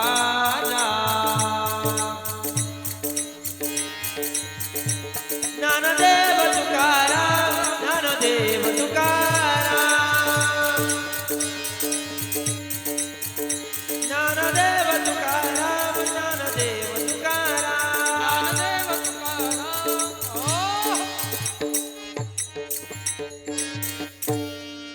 ही सगळी संत मंडळी प्रवास करत करत करत करत कर्नाटकामध्ये जयसिंगपूर नावाचं गाव आहे, त्या जयसिंगपुराला येऊन पोहोचले. या जयसिंगपुरामध्ये जयसिंग नावाचा राजा राज्य करीत होता. त्याला पुष्कळ मुली जन्माला आलेल्या होत्या त्याच्या पोटी, पण मुलगा मात्र त्याच्या पोटी नव्हता. मग वंशाला काय पाहिजे होता? पूर्वी दिवा पाहिजे होता. पूर्वी फार स्त्रीपूर्ण हत्या घडल्या. आज ज्या मुलांना मुली लग्न करता मिळत नाहीत, याला कारण पूर्वी स्त्रीपूर्ण हत्या पुष्कळ प्रमाणात घडलेल्या आहेत. आजच्या 20 वर्षापूर्वी, म्हणजे 2026 चालू तर 2006, 4, 5, 6 या काळामध्ये फार मोठ्या प्रमाणात स्त्रीपूर्ण हत्या घडली. त्यावेळेला पुष्कळ कीर्तनकारांनी त्याच्यावरती प्रबोधनही केली. आई मला मारू नको, मला जन्म घेऊ दे, तू जसे पाहिले जग तसे मला देखील पाहू दे. आई भावाच्या हातावर राखी बांधण्याकरता तरी मला जन्म घेऊ दे, नाही का? आई मला मारू नको, मला जन्म घेऊ दे. त्यावेळेला मुली मारल्या गेल्या, म्हणून आज मुलीची कमतरता भासायला. ऐका ऐका ऐका ऐका, फार मुली त्याला जन्माला आले त्याच्या पोटी, पण मग मुलाचा जन्म होत नव्हता. त्यांनी ह्या टायमाला बाईला सूचना दिली, राणीला, आता जर तुझ्या पोटी मुलीचा जन्म झाला त्या मुलीला तर संपविलच, पण तुलाही जिवंत ठेवणार नाही, तुलाही संपून टाकेल. हे शब्द त्या राणीने ऐकले. पण काय आता, जे नशिबात लिहिलेलं असतं का, लल्लाटीचे लिहिले ना मोडे का काही केले, काळे गोरे पण धुतले फिटोची ने. जे लिहिलेलं असतं तसंच होतं. वग्य ते त्रिशुद्धी न चुके. जे घडणार असतं यद भावी तद भावी, जे घडणार आहे ते घडणारच आहे, त्याच्यात कुठल्याही पद्धतीचा बदल होणार नाही. 9 महिने 9 दिवसानंतर प्रसूत झालेली आहे आणि पोटी पुन्हा मुलगी जन्माला आलेली. त्यावेळेला घरीच बाळंतपण व्हायचे. बाळंतपण करणाऱ्या बाईला काय सुईन म्हणायचे? त्या सुईनीने सांगितलं मुलगी जन्माला आली. राणी साहेबांनी चेहराच पाडला. का? आता हे जर राजाला कळलं तर राजा मुलीलाही संपविल आणि मलाही संपविल. फार फार फार दुःख झालेलं आहे. पण ती सुईन जरा चॅप्टर होती. म्हणली काळजी करू नका, आता असं करा, ब्राह्मणाला बोलून घेते. ब्राह्मणच आपला काहीतरी पर्याय देते. ब्राह्मणाला बोलून घेतलं. ब्राह्मणाला सांगितलं, आता मुलगी जन्माला आली हे जर राजाला कळालं तर राजा मुलीलाही संपवेल, मलाही संपवेल, पर्याय द्या. हवं तेवढं धन मी तुम्हाला देईन. म्हणजे एक काम करा, राजाला कळू देऊ नका मुलगी म्हणून. राजाला सांगा मुलगा झाला. फक्त राजाला असं सांगा, मुलगा जोपर्यंत 16 वर्षाचा होत नाही तोपर्यंत त्याचं तोंड पाहायचं. तोंड पाहशील तर पोरगा मरण. राजाला तशी सूचना दिली. तुम्हाला मुलगा झाला, मुलगा झाला. राजाने लगेच गावभर पेढे वाटायला सुरुवात केली. मला काय झाला? मुलगा मुलगा झाला या आनंदामध्ये सगळं गावभर पेढे वाटले. हळूहळू हळू हे पोरग वाढू लागलं. पोरगी पण पोराच्या रूपाने वाढायला लागले. आता हिला कपडे सुद्धा पोराचे. तिला घोड्यावर बसण्याचा सराव शिकवला, तलवार चालवायला शिकवली. मुलगीच पण अगदी काय आता तसं जे महाराज ही मुलं ओळखूच येत नाही. मुलं वाढवायला लागली मुलीसारखे लांब लांब केस आणि मुली घालायला लागल्या मुलासारखे जीन्स पॅन्ट आणि टी शर्ट. म्हणजे ओळखायचेच कसे काही प्रश्न अवघडच असू दे. काला येतच नाही ना मग. इकडे मात्र मुलगीच पण मुलाच्या रूपाने वाढू लागली. राजाला सांगितलं तुम्ही तर जोपर्यंत 16 वर्षाचा होत नाही तोपर्यंत तोंड पाहिजे नाही. तोंड पाहिलं तर पोरग मरण. म्हटलं जाऊ दे बाबा, एक तर होतच नव्हतं. मुलगा झाला आणि उगा त्याचं तोंड पाहून काय मी नाही तोंड पाहिलं तर काय होणार. जाऊ दे मरून. हो द्या. पोरग 16 वर्षाचं झालं.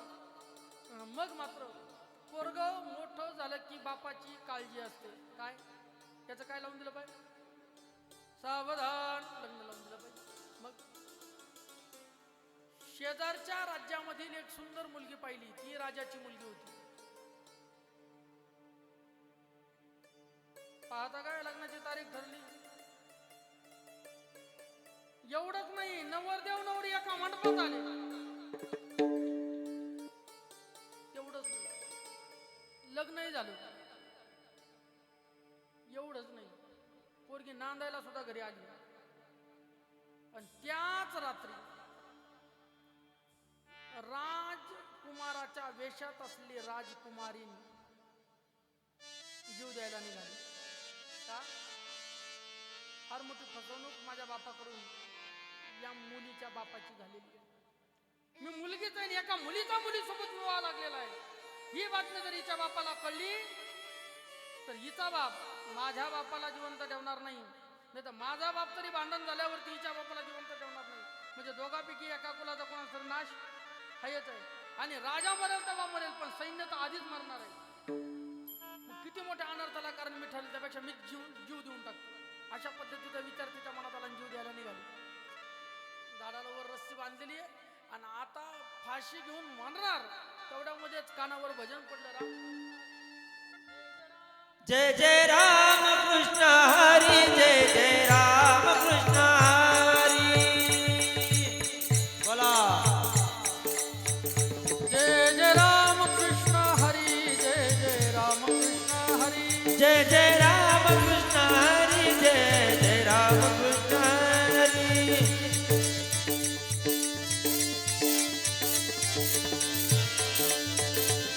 जय जय राम कृष्ण हरी, जय जय राम कृष्ण हरी.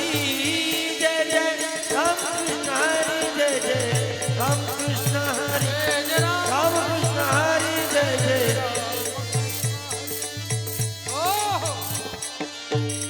अशा पद्धतीचं भजन ऐकलं आणि मग हे भजन करणारे जे साधू आहेत त्यांचं दर्शन घेतली पाहिजे अशी कल्पना, असा विचार जे तर जाणारच आहे. पण आता दर्शन घेऊ साधू तर मग मरू, म्हणून दर्शन घेण्याकरता म्हणून निघाली. ज्ञानेश्वर महाराजाला पाहिलं आणि माऊलीच्या चरणावर मस्तक ठेवलं. 2 मिनिट झाले, 5 मिनिट झाले, 7 minute, 11 minute, 15 minute, 20 minute, 25 minute, तरी पोरग उठायला तयार. शेवटी ज्ञानोबाला म्हणावं लागलं, ए पुत्रा उठ. पुत्रा शब्द ऐकला मग तर मात्र डड्याचाच रडायला लागला. मी पुत्र नाहीये, मी मुलगा नाहीये, मी मुलगी आहे. मी जीव देण्याकरता आलेले घडलेला सगळा वृत्तांत ज्ञानोबारायला सांगितला. ज्ञानोबाराय म्हटले तू पुत्रच आहेस, तू पुत्रच आहे. आजच्या विज्ञानालाही जे जमणार नाही ते ज्ञानोबारायने 750 वर्षापूर्वी करून. जय हे निमिष मात्रे देह पालटिला. जय हे निमिष मात्रे देह पालटिला. सीता तो केला पुरुष उभा. सीता तो केला पुरुष उभा.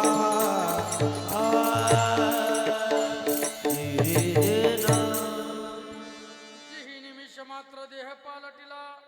स्त्रीचा तो केला पुरुष उभा, स्त्री पण त्या स्त्रीचा पुरुष तयार केला ज्ञानेश्वर महाराजांनी.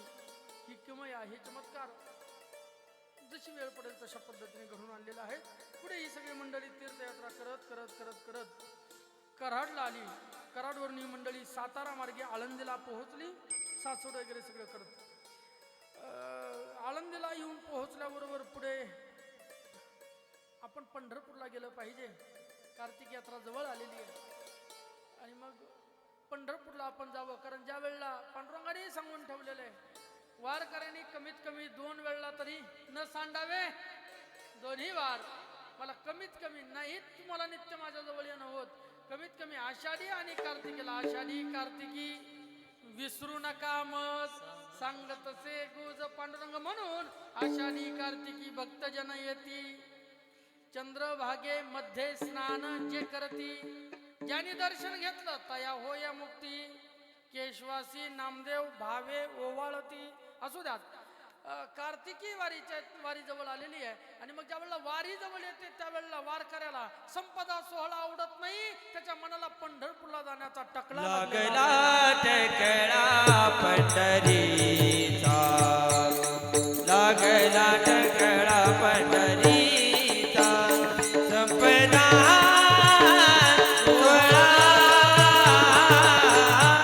नावडे मनाला, लागला टकळा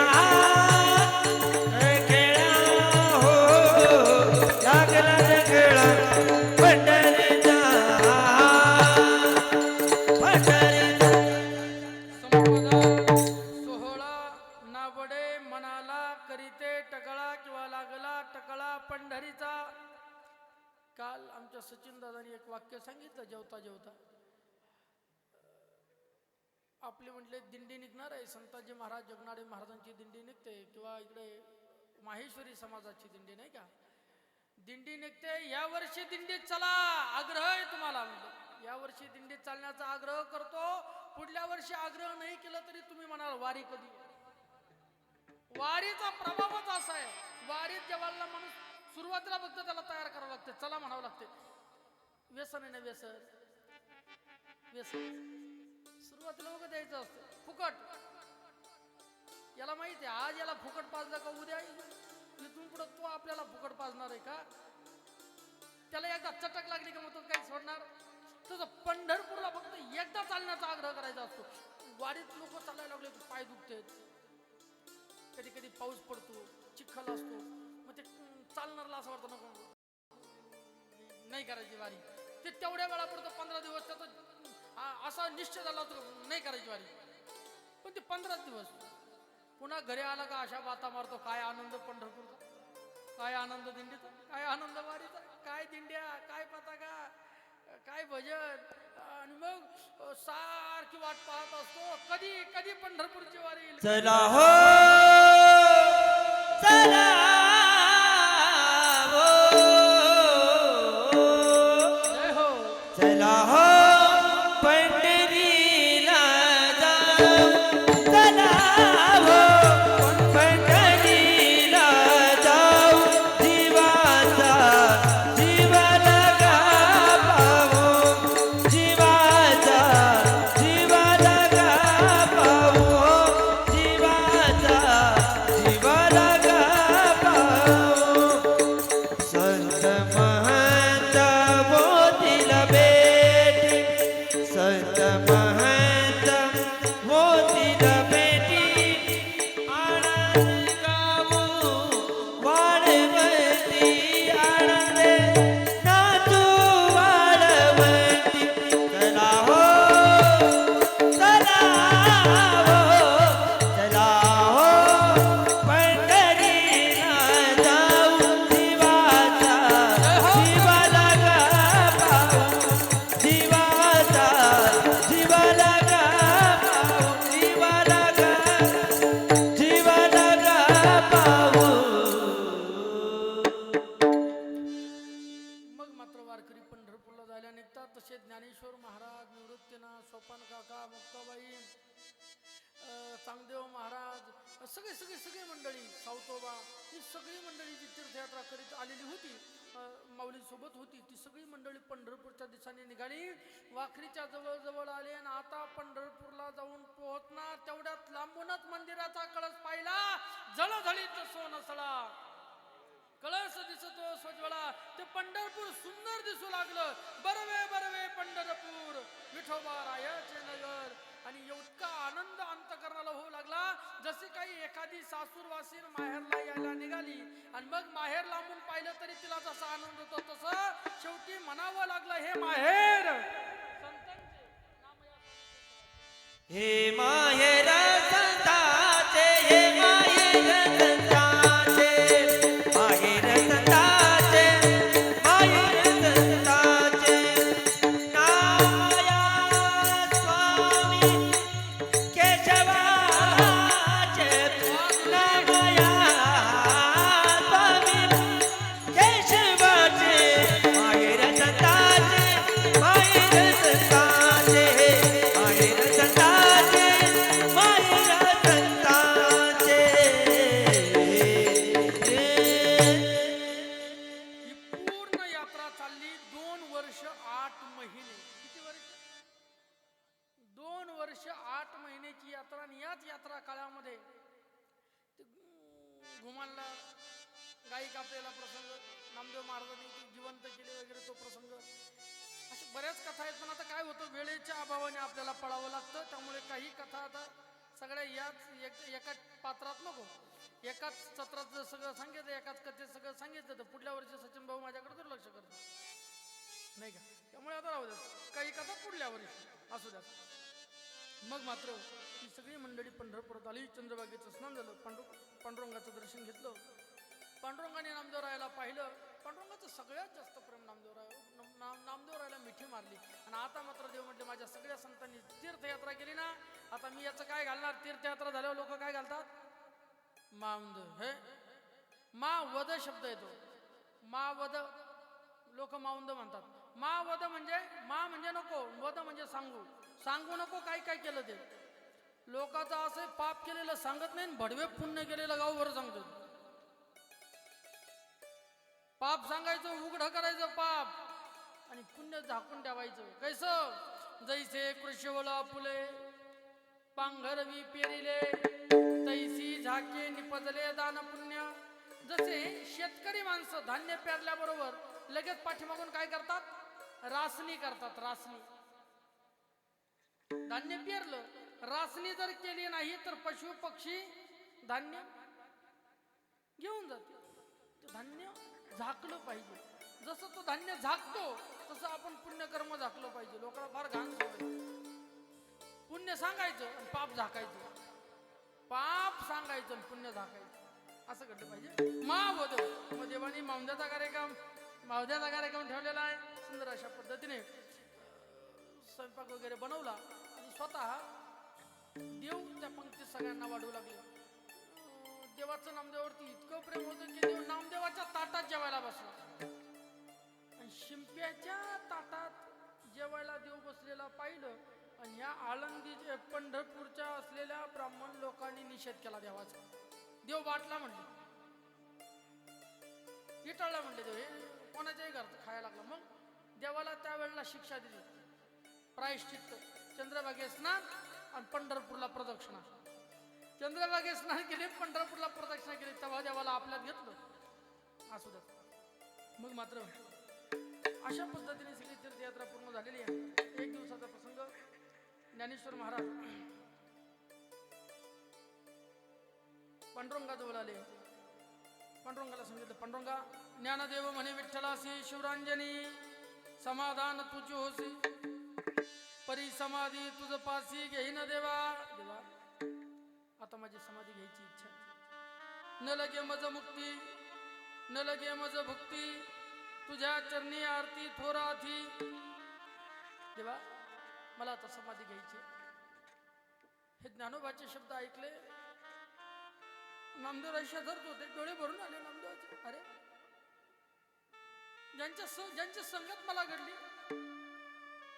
ज्यांच्यासोबत तीर्थयात्रेचा आनंद मी घेतला, तो ज्ञानोबा माझ्यापासून दूर जाणारा. अंतकरण भरून आलं, डोळे भरून आले. नामदेवाचे नामा उभा असे सम्मुख ऐकता थोर खेद दुःख म्हणे ज्ञानांजन महासुख समाधी मागत असे. ज्ञानोबा समाधी मागताय. नामदेवाने ऐकलं, नामदेवाच्या डोळे भरून आले. सगळ्या जगाला शांतीचा संदेश देणारा माझा ज्ञानोबा समाधी मागतोय. देवाकडे पुन्हा पुन्हा ज्ञानेश्वर महाराज विनवणी करतात, देवा मला तुमच्या जवळ समाधी यायची आहे. देवाने काय सांगितलं सांगू? देवाने सांगितलं, ज्ञानोबा तुम्ही इथे नका समाधी घ्या, तुम्ही आळंदीला समाधी घ्या. का माहिती सांगू बरं का भंडार साहेब? कारण असं आहे, देव चतुर आहे. देवाला माहिती आहे, देवाला माहित आहे ज्ञानोबाने जर आळंदीत समाधी घेतली नाही, पंढरपुरात समाधी घेतली तर पंढरपुरात माझं क्रेडिट जप्त होईल. मला सांगा, आळंदीत सिद्धेश्वर अगोदरचे का ज्ञानोबा आहे? अगोदर आळंदीत सिद्धेश्वराची म्हणून ओळखल्या जायची, पण या सिद्धेश्वराच्या आळंदीत माऊलीनी समाधी घेतली. आता आळंदी माऊलीची का सिद्धेश्वराची? हा, देवाला माहित आहे आपलं क्रेडिट पंढरपुरातलं जप्त व्हायला नको, याला दुसऱ्या वार्डात उभं करू. ही देवाची संकल्पना, म्हणून आळंदी निवडली. ज्ञानोबा तुम्ही आता समाधी घ्यायची म्हणताय तर आळंदीला समाधी घ्या. नामा म्हणे आले वैष्णव, अलंकापुरी मिळाले देव, समाधी सुखे ज्ञानदेव, बैसते झाले. पंढरीचा पोहा आला अलंकापुरा. सांगितलं आता ही कार्तिक यात्रा झाली. एवढी कार्तिक यात्रा शुद्ध पक्षाची आमच्याकडे होईल आणि वद्य पक्षाची यात्रा करण्याकरता, तुम्हाला समाधी देण्याकरता आम्ही तिथे येऊ, अशा पद्धतीचं आश्वासन स्वतः देवाने दिलं. आणि मग मात्र ज्ञानेश्वर महाराज आळंदीत आलेले आहेत. माऊलीला समाधी द्यायची म्हटल्यावरती पंढरीचा पोहा आला अलंकापुरी. आता करू नका थोड्या वेळ. पंढरीचा पोहा आला अलंकापुरी, पंचकोसावरी साधूजन, पांडुरंगा सवे वैष्णवांचे भार, दिंड्या ते बाहेर निघालेसे. आवाज वाढवा थोडा. पताकांचे भार निघाले बाहेर, भेटती ऋषीश्वर पांडुरंगा, अवघिया भेटी झाल्या त्या बाहेरी, मग अलंकापुरी येथे झाले.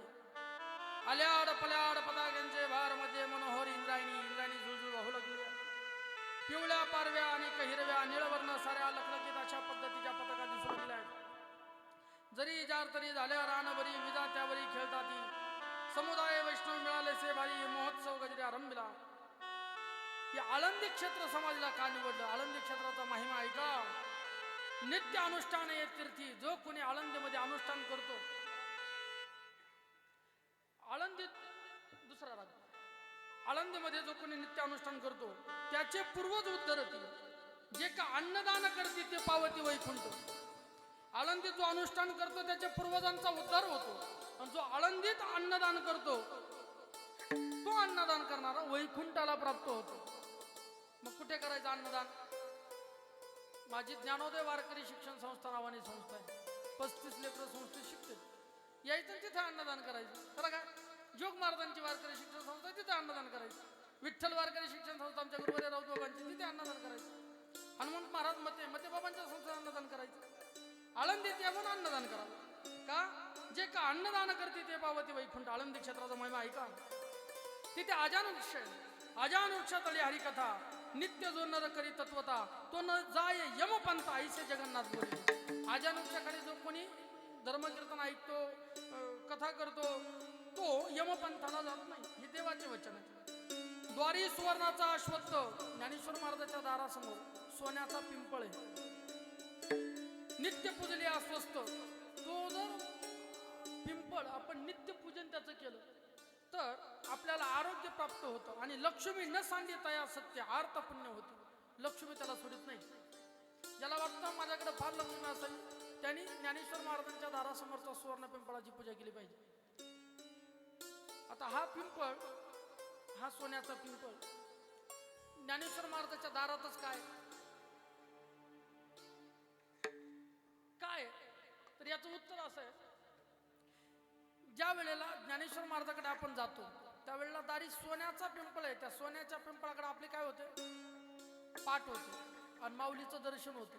ज्यांनी सोन्याकडे आणि धनाकडे पाठ फिरवली त्यालाच माऊलीचं दर्शन होईल. कीर्तनाचे पैसे ठरवणारला नाही. ज्यांनी ज्ञानोबालाच धन मानलं त्याला ज्ञानोबाचं खरं दर्शन होईल. धनाचं प्रतीक म्हणून सोन्याचा पिंपळ आहे. ज्याने धनाकडे पाठ फिरवली त्याला ज्ञानोबाचं दर्शन, आणि ज्याने धनाकडे तोंड फिरवलं त्याची ज्ञानोबाकडे पाठ होईल. साधन ते हीच दोन्ही जो कोणी साधेल, परद्रव्य परनारी यांचा धरी विचार. काल आदरणीय महादेव महाराज राऊत बाबांचं कीर्तन झालं. आता आमचे गुरुजी राऊत आणि हे राऊत नाही का, दोन्ही राऊतांनी काल आमचा आऊत हाकला. त्यांनी 4 वर्ष हाकला आणि यांनी काल 4 मिनिटात हाकला. ते काय बोलले? महाराज, परमार्थ करत असताना एक मार्ग लक्षात ठेवा. परमार्थ करत असताना एक मार्ग लक्षात ठेवा. तुमच्याकडनं 2 गोष्टी कधी घडू देऊ नका. एक गोष्ट परद्रव्याचा अभिलाष आणि परनारीचा अभिलाष. जर परद्रव्य परनारीचा अभिलाष ठेवाल तर देवही तुमच्या सोबत असेल, तर तुमचं वाटोळ होण्यापासून कोणी वाचू शकत नाही. आणि जर परद्रव्य परनारीचा अभिलाष ठेवला नाही तर देवही तुमच्या विरोधात असला तर तुमचं कोणी वाईट करू शकत नाही. साधने ते हीच दोन्ही जो कोणी साधेल, परद्रव्य परनारी यांचा धरी विचार असतो. द्वारी सोन्याचा पिंपळ. दुसरा भाव सांगतो. दारात सोन्याचा पिंपळ का? ज्या गोष्टीला जास्त किंमत राहत नाही ती गोष्ट राहते कुठं? बाहेर राहते. साधू संतांच्या दृष्टीला धनाची किंमत काहीच नाही आहे. त्यामुळे साधू संतांच्या दाराच्या बाहेर पिंपळ आहे. दयाचे द्वारे सोन्याचा पिंपळ असू दे. हा पिंपळाची जर पूजा केली तर काय होईल? नित्य पूजेला स्वस्त लक्ष्मीने सांगितल्यास सत्य अर्थ पुण्य होते. या पिंपळाला नित्य प्रदक्षिणा 77 आघाद पुण्य करीत पूर्वज वैकुंठासी जात 42 असेल. या पिंपळाला जर कोणी प्रदक्षिणा करेल 7 प्रदक्षिणा नित्य नेमाने, त्याचे 42 कुळाचा उद्धार होतो. अलंकापुरी कोणी करील कीर्तन तया लागे येणे वैकुंठाचे. आळंदीत जर कोणी कीर्तन केलं त्याचं डायरेक्ट रिझर्वेशन तिकीट वैकुंठाचं, लगेच वैकुंठवासीच होतो तो. वैकुंठवासी म्हणजे मेल्यानंतर वैकुंठाला येतो. अस्ति नासती उदकी करील ब्रह्मरूप कोटी कुळासहित उद्धरीन. जेथे ज्ञानदेव तेथे मी निषेधिनी, येथे सुखे ज्ञानी डुलताती. वनवृक्षवल्ली ईश्वरा समान ऋषी मुनिजन राहते जेथे. अशा पद्धतीची आळंदी नगरी. या आळंदी नगरीमध्ये सगळा संतांचा समुदाय एकत्रित अशा पद्धतीने आला. समाधी समयी सकळ समुदाव जेवणी सुरवर आले पंढरीराव. कोण कोण आलंय? राई रखमाबाई माता, सत्यभामा गोपी समजता, आरती ओवाळती निभ्रांता, ब्रह्मत्वरिता ज्ञानदेवा, कनकाचे ताटकरी उभ्या गोपिका नारी. नारद तुंगर हो श्यामगाई नगरी, आरती ज्ञानराजा महाकैवल्य दिला. जीवती साधू संत मन वेदना माझा. मग मात्र या 4ही भावंडामध्ये चर्चा झाली. ज्ञानेश्वर महाराज म्हणतात आता तुम्ही सगळ्यांनी लवकर अशा पद्धतीच्या समाधी घ्या. त्र्यंबकेश्वरला निवृत्तीनाथ दादा तुम्ही समाधी घ्या. सासवडला सांगितलं सोपान काका तुम्ही समाधी घ्या. मुक्ताई साहेबाला सांगितलं तुम्ही लवकर समाधी घ्या. पण त्यांचं ठिकाण काय असं निश्चित केलं नव्हतं. सगळ्यांना समाधी घेण्याचं ज्ञानेश्वर महाराजांनी सांगितलं. दशमीचा दिवस उजडला आणि दशमीच्या दिवशी रुक्मिणी आई साहेबांनी भोजन बनवायचं निश्चय केला. सुंदर अशा पद्धतीचा स्वयंपाक बनवला. स्वयंपाक इतका सुंदर झाला, पंचामृताचं ताट वाढलं. त्या स्वयंपाकामध्ये पुरणाच्या पोळ्या, शिरा, लाडू, पुऱ्या, भजी सर्वच पक्वान्न केली होती. ते सगळं स्वयंपाक तयार झाला आणि आश्चर्य असं जगाचा बाप स्वतः पांडुरंग ते स्वयंपाक वाढण्याचं काम करत होता. रुक्मिणी आई साहेब वाढू लागत होत्या आणि पांडुरंगाने चपाती बनवावी, भाजीत बुडवावी, ज्ञानोबाच्या मुखात घालावी. जशी माई लेकराच्या तोंडात घास भरवते तशा पद्धतीने अशा पद्धतीने दशमीच्या दिवशी प्रदक्षिणाही केलेली आहे. जेवण झालेले आहेत. प्रदक्षिणा झाली. एकादशीचा दिवस उजडला. एकादशीच्या दिवशी हरिजागर झालं, कीर्तन झालं आणि द्वादशीच्या दिवशी नामदेवरायने आपले जे मुलं आहेत नारा विठा गोंदा महादा या चौघांना सांगितलं साहित्या गोविंदा सांगितले तुम्ही आता समाधी करता साहित्य आणा. काय काय साहित्य लागेल? काय काय अनुसंगा हे प्रमाण नेहमी येले नेम पांडुरंगे तुळशी आणि बेल दर्भ आणि फुले उदक हे चांगले भागीरथीचे पाण्याना बेलाचे पानाना तुळशाना बेलाना नामा म्हणे देवा साहित्य करिता आठवते चित्ता खेद दुःख 3.5 पावले टाकिले निश्चळ नेमेले स्थळ उत्तरायणी देव म्हणे ज्ञाना होई सावधान मागे वरदान मज काही देव म्हणू लागले ज्ञानोबा माझ्याकडे काहीतरी वरदान मागा आता तुम्ही समाधी घेताय ज्ञानदेव म्हणे शुद्ध कार्तिक मासी व्रत एकादशी स्वामीकडे शुद्ध कार्तिकेची यात्रा तुमच्याकडे होऊ द्या कृष्ण पक्षी व्रत हरिदिनी सब परिपूर्ण मागितला मान ज्ञान देवे आणि कार्तिक पक्षातली वद्य पक्षातली जी काही एकादशी ते एकादशीचा मान मला द्या मान देऊ केलेला आहे द्वादशी पुण्यतिथी केली ज्ञानेश्वरा द्वादशीच्या दिवशी म्हणजे त्या दिवशी असं झालं होतं 2:12 त्रयोदशी तिथी लागली होती द्वादशी आणि त्रयोदशी एकाच दिवशी होती मग कार्तिक वद्य त्रयोदशीचा दिवस सगळेजण ज्ञानोबरायांचं कौतुक आठवू लागले ज्ञानोबरायांनी पूर्वी केलेले चमत्कार आठवू लागले निवृत्ती सोपान आणि मुक्ताई जातात ती पायी कोणीकडे देवासी गुह्यार्थ केला पाय एकांत ज्ञानदेव हित आरंभले निवृत्ती सोपान मुक्ताई धाकुती धरिले कंठी पांडुरंगे कळवळीने मने करीती दीर्घध्वनी आठवती मने ज्ञानदेव शिवांजली सगळ्यांच्या डोळ्यात अश्वाच्या धारा येऊ लागल्या का आता मात्र पुन्हा आपला ज्ञानोबाचं दर्शन होणार नाही एकादशीच्या दिवशी जागर घडला द्वादशीच्या दिवशी पारण सुटलं कान्हो पाठकाने समाधी सोहळ्याच्या दिवशी कीर्तन केलं कीर्तन नामदेवरायला करायला सांगितलं होतं पण नामदेवराय म्हटले माझा ज्ञानोबा समाधीला जातोय मला बोलणं होणार नाही म्हणून त्या दिवशीचं कीर्तन कान्हो पाठकाने केलं निवृत्तीने ज्ञानेश्वर महाराजाच्या जवळ आलेले निवृत्तीने हात उचलला वदना त्या गेले निधाना म्या लागी नामा म्हणे देवा देखावी नामच ब्रह्मी ज्ञानराज मिळविला ओसंडोनी निवृत्ती अलुंगो लागला अनेकाच्या डोळा अश्वेती निवृत्तीनाथ रडू लागला कधीही वृत्तीवर न येणारे निवृत्तीनाथ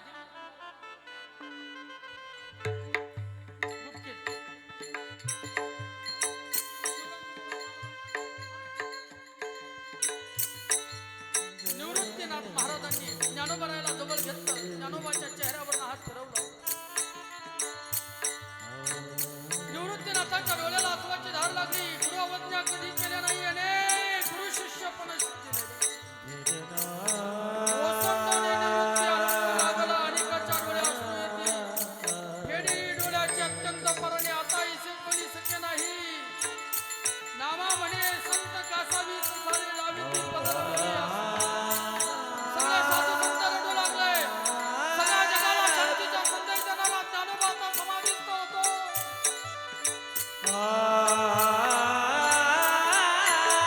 निवृत्ती म्हणे करता समाधान काही केला मला राहत नाही देव येऊ लागलेला आहे निवृत्ती रडू नका ज्ञानोबा नित्य अशा पद्धतीने तुमच्या जवळ आहेत रडू नका खेद करून घेऊ नका पण त्यावेळेला देवाला निवृत्ती देव सांगतोय निवृत्ती देव म्हणे करता समाधान काही केल्या मन राहत नाही बांधल्या तळ्याचा फुटला से पाठ ओग बारावाट मुरडताती जशा बांधलेल्या पेंडीचा आळा सुटावा तसं बांधल्या पेंडीचा सुटला आळा तृण रानो माळ पांगलेसे अहो आमचे आईबाप जेव्हा गेले त्यावेळेला मला दुःख झालं नाही पण मायबाप करू म्हणतात ज्ञानोबा मला दुःख झाला माय बाप आम्हाला त्या गेले जेव्हा आईचे संकट तेव्हा झाले नाही आई बाप करून गेले तेव्हा इतकं दुःख झालं नाही पण आई बाप करून म्हणतात ज्ञानोबा इकडे मात्र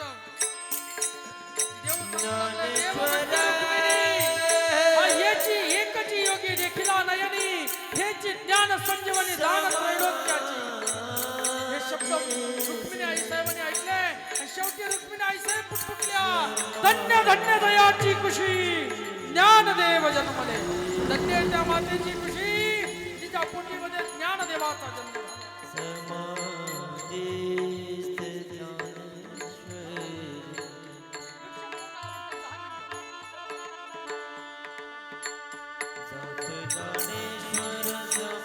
सगळ्यांच्या डोळ्याला अश्वाच्या धारा लागल्या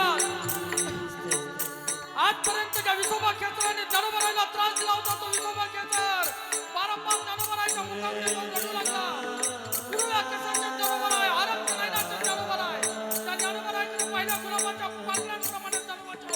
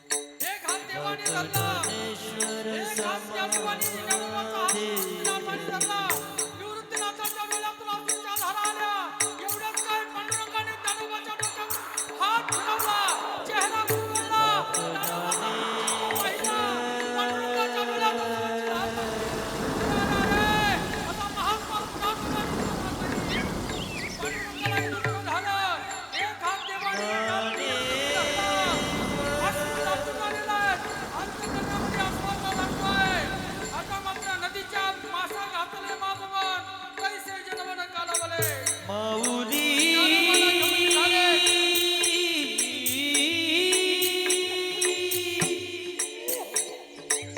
माया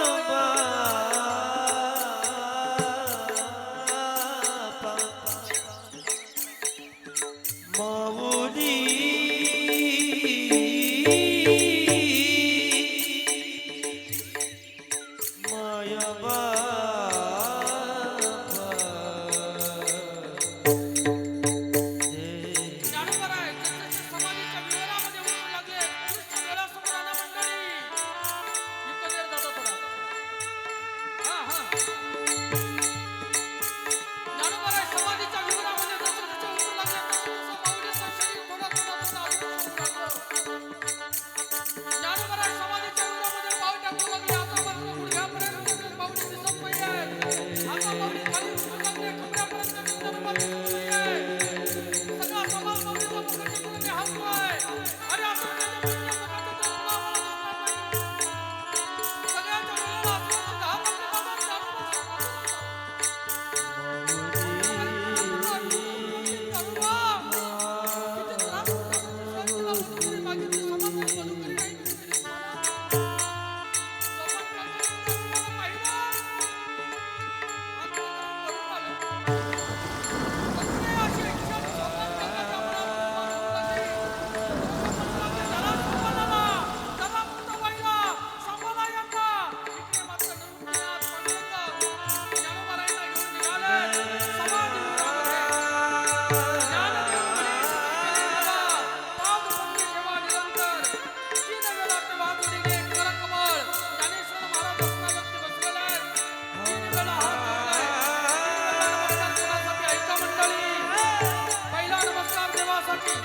दुसरा नमस्कार देव स्वरूप गुरुसाठी, तिसरा नमस्कार जनतेसाठी.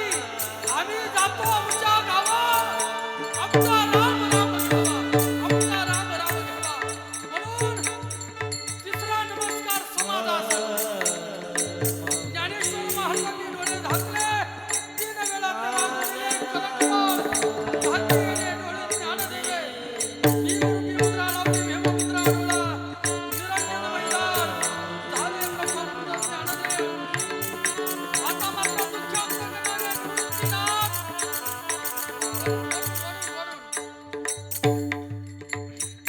निवृत्तीनाथ आणि देव जड पावलाने माझे येऊ लागले.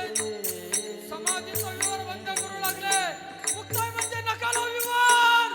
मला माझ्या ज्ञानोबाचं दर्शन होऊ द्या. डोळे बंद करू.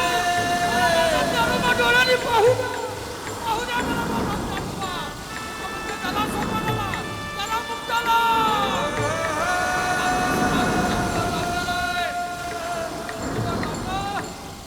नामदेवाने हे दृश्य पाहिलं. नामदेव म्हणजे देवा. नावामध्ये देवा आता लोकला दिनकर. बाप ज्ञानेश्वर समाधी. नाम म्हणे आता लोकला दिनकर बाप ज्ञानेश्वर माऊली, सगळ्या विश्वाला शांती. सगळ्या विश्वाच्या सुखाच्या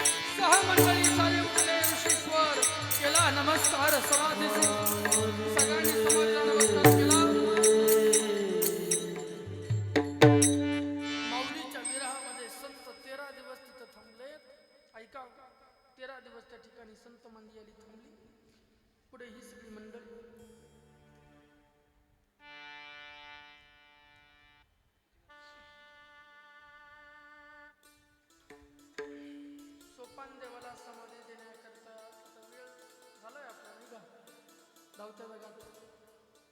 सोपान देवाला समाधी देण्याकरता ही सगळी मंडळी सासवडला आली.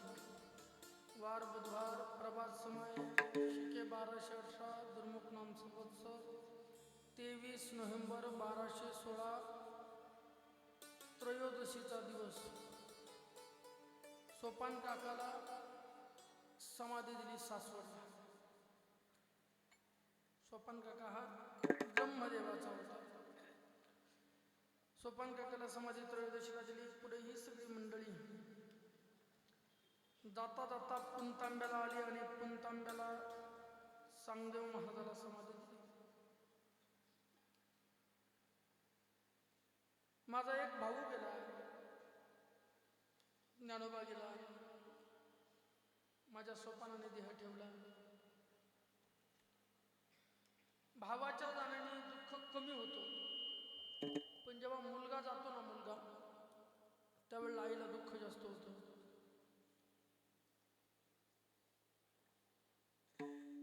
ब्रह्मचर्य असलेला या आदिशक्ता मुक्ताईला 1400 वर्षाचं एक लेकरू होतं, त्याचं नाव चांगदेव. त्या चांगदेवाला समाधी देऊ केली पुणतांब्याला. पुढे त्यांना पुणतांब्याला समाधी देऊन पैठणला गमन केलं. नेवासाला गेले, पैठण पाहिलं आणि मग नामदेवराय विनवणी करू लागले, देवा इथपर्यंत आलोच तर चला ना, मायभूमी यांची पाहू आम्ही डोळा. सहजच आपण पैठणला आलेलो तर ज्या ठिकाणी निवृत्ती ज्ञानदेव सोपान मुक्ताई सारखे दैदिप्यमान लेकर जन्माला आले, दिव्य लेकर जन्माला आले, त्या भूमीचं दर्शन घेऊ. नामा म्हणे हरी सहज आली वाट, आपेगाव कोठे सांगा स्वामी, मायभूमी यांची पाहू आम्ही डोळा, चालावे गोपाळा सहजा सहज. भक्त त्र्यंबक पंत मूळ पुरुष आदी तयाची समाधी आपेगावी. आपेगावी आले देव ऋषीश्वर, उतरले भार वैष्णवाचे. धन्य यांचे कुल, धन्य यांचा वंश, धन्य यांचे कुशी योगीराज. नामा म्हणे आम्हा दाविले नारायणे, झाली चौघे जणी याच क्षेत्र. या प्रमाणावरून निवृत्ती ज्ञानदेव सोपान मुक्ताईचा जन्म आळंदीला नाही आपेगावला झाला हे सिद्ध होत.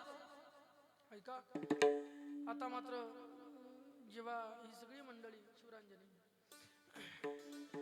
आपेगावला आली त्यावेळेला मुक्ताबाईला पुन्हा उनका दाटून आला. याच ठिकाणी माझा ज्ञानोबा मधुकरला जायचा. निवृत्ती मुक्ताईने पाहुणी स्थळ डोळा, आलासे उमाळा ओसंडून. निवृत्तीनाथाला उमाळा दाटून आला आणि मुक्ताईला उमाळा दाटून आला. का तात आणि मात गेलेसी येथून. तेव्हा आम्ही लहान पांडुरंगा देवा, आमचे आई वडील जेव्हा गेले देहांत प्रायश्चित गेले तेव्हा इथूनच गेले, त्यावेळेला आम्ही लहान लहान होतो. निवृत्ती ज्ञानेश्वर पोराणाचे अन्न सांभाळी सोपान मध्ये लागले. निवृत्तीने ज्ञानोबाने मधुकरी मागून आणावी, सोपानाने माझा सांभाळ करावा. याच ठिकाणी माझ्या सोपानाने मला सांभाळलं, माझा सोपान गेला. ज्ञानोबाने मधुकरी आणून खाऊ घातली, माझा ज्ञानोबा गेला. अश्रू दाटून आले. तुझ्या योगी हरी क्रमेले कळा, फुटला असे मेळा तापसांचा. नामा म्हणे यांचे कळवळले मन, करी समाधान पांडुरंगा. आणि ही सगळी अवस्था नामदेवरायांनी पाहिली. देवाला सांगा देवा आता मुक्ताईचं निवृत्तीनाथाचं संगोपन तुम्ही करा, त्यांची समज घाला. त्यांची समज घातलेली आहे. पुढे ही सगळी मंडळी पाहिली गे माय पूर्वभूमी आपली, बहुत सन्मानिली वैष्णवांनी. चैत्रवद्य द्वितीय पासून चैत्रवद्य दशमीपर्यंत ही सगळी मंडळी आपेगावी राहिली. पांडुरंग म्हणाले आता या ठिकाणी बहुत संत अवतीर्ण होऊन या भूमीला मोठा मान मिळाला आहे. ही तुमची जन्मभूमी आम्ही पाहिली, आता येथून कुठे जायचे ते ठरवा. यावर नामदेवराय म्हणाले येत्या चैत्रवद्य चतुर्दशीला वेरूळला फार मोठी यात्रा आहे, आपण वेरूळला जाऊन तिथे 3-1 दिवस राहू. ही सगळी मंडळी वेरूळला गेली. चैत्र मास शिवरात्र उत्सव आगळा, जावे पा वेरूळा घृष्णेश्वरा. दशमीचे दिवशी निघाले बाहेर, उठावले भार वैष्णवांचे. वेरूळ नगर असे पुरातन विश्वकर्मा यांनी कीर्ती केली. गंधर्व सुरगण उठले सहमेळा, गेले ते वेरूळा अवघे जण. वेरूळाचा महिमा सांगे ऋषिकेशी, जना आगळी काशी म्हणून या. वेरूळ म्हणजे काशीचे प्रतीक. अशा पद्धतीने ही सगळी मंडळी आता वेरूळवरून पुढे निघाली. मुक्ताबाई उदास झाली असे फार, आता हे शरीर रक्षू नये. मुक्ताबाई उदास झालेली आहे, तुम्ही नका ना उदास हो, पण मुक्ताबाई उदास झालेली आहे. तिने त्यागिले आहार अन्न पाणी. सकाळी सकाळी निवृत्तीराज तळमळी म्हणा माझी, तिने अन्न पाणी घेत नसे. आता लहान मुक्ताबाई जेवण करत नाही म्हटल्यावर ते मोठे भाऊ निवृत्तीराज जेवण करतील का? निवृत्तीराजांनी जेवण टाकलं. निवृत्तीनाथ जेवण करत नाही म्हटलं नामदेव जेवतील का? नामदेव महाराजांनी जेवण. सगळे साधू संत उपाशी राहू लागले. वद्य वैशाख मासी दशमीचे दिवशी गेले ते स्नानासी तापित्रा. आजचा दिवस वद्य पक्ष, वैशाख मास. फुलं वाटायला पाहिजे होते बरं का मुक्ताईचा समाधी, पण आता ठीक आहे असू द्या. वद्य वैशाख मासी दशमीच्या दिवशी गेले ते स्नानासी तापित्रा. सगळे संत मंडळी जी आहे ती सगळी संत मंडळी स्नान करण्याकरता म्हणून तापितीरावरती गेली. अर्धमास वैशाख, अर्धमास ज्येष्ठ, फार होती कष्ट निवृत्तीराज. पुढे मात्र ही सगळी मंडळी तापितीरावरती गेलेली आहे. बघा तापितीरावर स्नानाला गेली. इकडे मात्र काही दिवसापूर्वी निवृत्तीनाथाने विचारलं होतं मुक्ताई साहेबांना, मुक्ताई आता प्रत्येक जण आपापल्या पद्धतीने समाधी घेण्याचं ठरवतोय, तुमचं काय निर्णय आहे? मुक्ताई साहेब म्हणतात, मी का समाधी घेऊ? मी नित्य मुक्तच आहे. मी माझ्या स्वरूपातून आलेच नाही तर मी माझ्या स्वरूपाला जाऊ कशी? ज्याचं येणं संभवतं त्याला जाणं संभवतं. मी आलेच नाही तर जाऊ कशी? पण काहीतरी लीला स्वरूपाने करेल. धन्य महत्नगर, धन्य सोमेश्वर, धन्य तापित्र योगी यांचे तापित्र निवडलं मुक्ताई साहेबांना जाण्याकरता. उष्ण काळी छाया आवडती फार, म्हणती ऋषीश्वर रम्य स्थळ. नामा म्हणे देवा रंगले अंतकरण, उतरली विमाने गंधर्वाची. गंधर्वे गायने आलापित सुसरी, केले स्पष्ट नैने गुह्य गुप्य. नामा म्हणे देवा मन झाले स्थिर, पर्याला विसरा विद्येचा. आता सुंदर अशा पद्धतीचं ते महत्नगर पाहिलं, तापित्र पाहिला आणि त्या तापित्राला थांबले. मुक्ताबाईचा देह प्रलयापर्यंत त्याचा पाहू गेलं तर चिरंजीवच आहे. मुक्ताबाई ब्राह्मणी साचार, जाण निर्विकार उद्धवा. उद्धवे चरणावरी ठेवून माता, एक विनंती परसावी जगन्नाथा. गुज अंतरीचे सांग समर्था, कृपावंत स्वामिया. निवृत्ती ज्ञानदेव सोपानाशी, तिघा बैसविले समाधीसी. मुक्ताबाईची स्थिती कैसी ती सांगावी स्वामिया. उद्धव विचारू लागला, देवा मुक्ताबाईची कशी स्थिती सांगा. म्हणे विठोजी तू काय नेनसी, प्रति करून आम्हा पुसशी. तरी एक मुक्ताईची स्थिती ऐशी, ऐसे उघड तुझी बोलतो. निवृत्तीचा करा बाई श्री, सत्य सनातन निर्धारी. महाकल्पाच्या अंतावरी देह अवसरी ठेविला.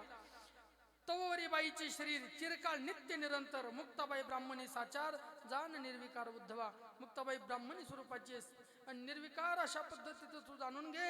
मुक्ताबाई ही चिरकाळ आहे, मुक्ताबाई नित्य आहे, मुक्ताबाई ही निरंतर आहे.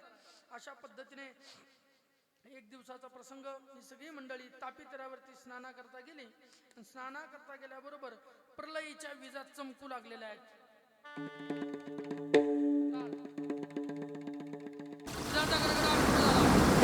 प्रलयीच्या विजावर झाला अंधकार राही दिशा. दाट सुटला वारा, कापू लागे धरा.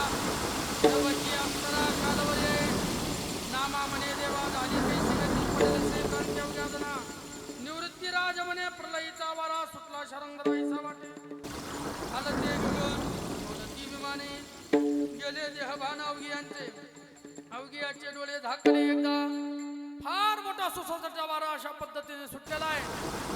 वारा वाहू लागलाय, विजा कडकडू लागलाय, विमान अस्ताव्यस्त होऊ लागले, पशुपक्षी घाबरून गेले, भूमीचा थरकाप होऊ लागलाय.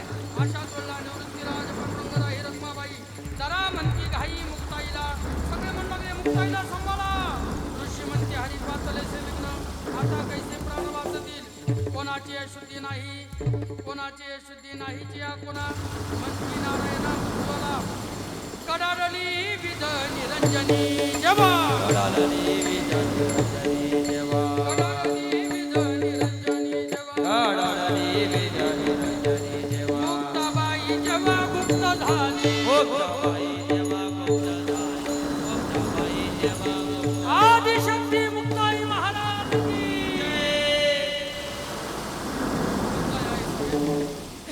शके 1219 हेमलंबी नाम संवत्सर वैशाख वद्य दशमी तारीख 19 मे 1299 दुपारी 1:15 या वेळेला मुक्ताई आई साहेब तापी तीरावरती गुप्त झाल्या. मुक्ताबाई तेथे गुप्त झाली. अशा पद्धतीने धावत्या वेगात आपण मुक्ताईचं चरित्र पाहण्याचा प्रयत्न केला. पण मग आता सगळ्यांना समाधी दिली, निवृत्तीनाथ किती दिवस थांबतात? निवृत्तीनाथांना दुःख वाटू लागलं. अरे अरे अरे, सगळ्यात चिमुरडी लहानशी मुक्ताबाई, मुक्ताबाईविषयी फार शोक वाटू लागला. का बाकीचे विचारून गेले ना, बाकीचे सांगून गेले, पण मुक्ताई मात्र न सांगता गेली. अवघ्या परीस कष्टी केले मुक्ताईने, काहीच बोलणे घडले नाही.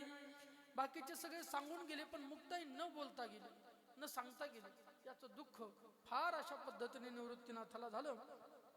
पुढे ही सगळी मंडळी नाशिक जिल्ह्यात आलेली. नामा म्हणे विठोबाई कशी बोलणे अवघ्याचे म्हणे कळवळती सप्तशृंगावरती आलेले आहेत. अशी आजीमाया असलेली सप्तशृंगी तिथे रात्र 3 रात्र तेथे राहिले गोपाळ.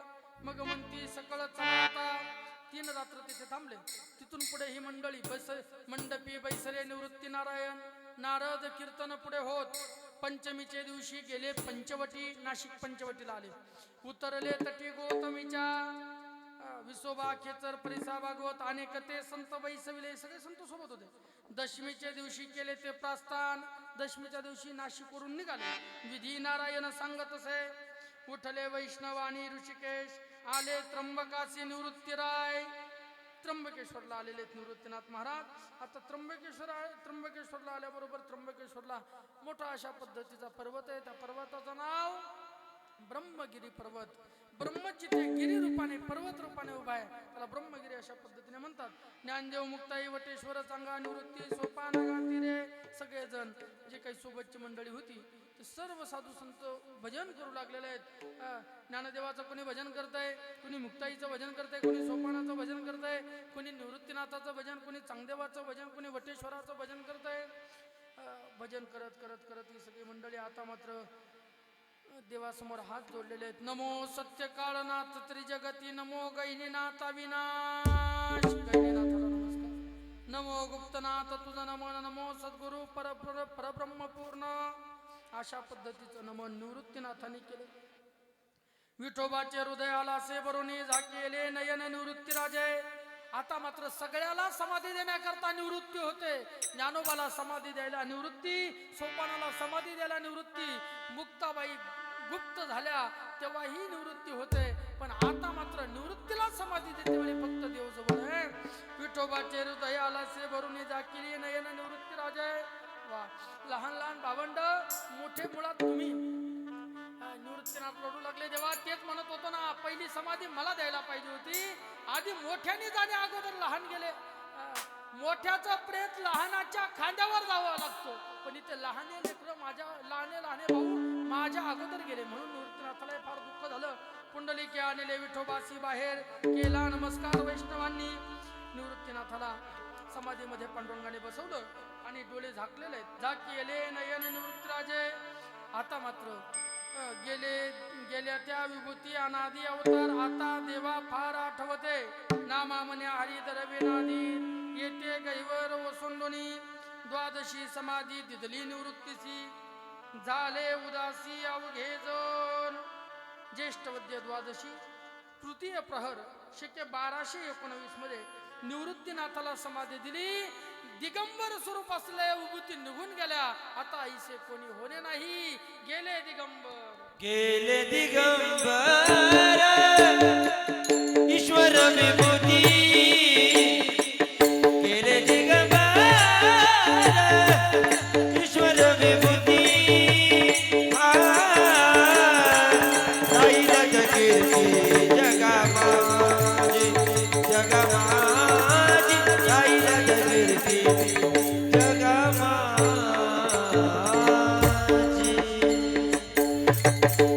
5 दिवस उत्सव केला निवृत्तीशी. निवृत्तीनाथाजवळ 5 दिवस उत्सव केला. काला अमोसेशी त्र्यंबकेश्वरी. आणि काला मात्र अमोशाला अशा पद्धतीने केला. पुढे ही सगळी प्रतिपदेशी हरी निघाले बाहेरी. कीर्तन गजरी पुढे होत. नामा म्हणे देवा जावे आषाढीशी. आले एकादशी पंढरी आहे.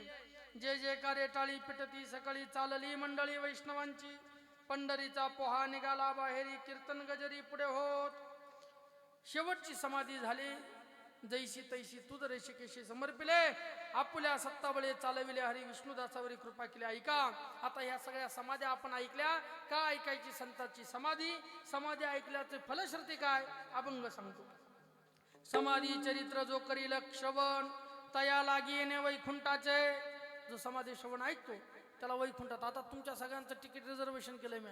मग तिकीट रिझर्वेशन करताना नेहमीपेक्षा जास्त पैसे लागतात, म्हणजे इतर बुवापेक्षा जास्त दिले तर चालतील. आता तिकीट रिझर्वेशन केलं, रिझर्वेशन तिकीट जास्त किमतीचं असतंय सचिन भाऊ. हा. समाधी श्रवण करीती निषेधिनी त्यासी चक्र पाणी द्यायला भेटी.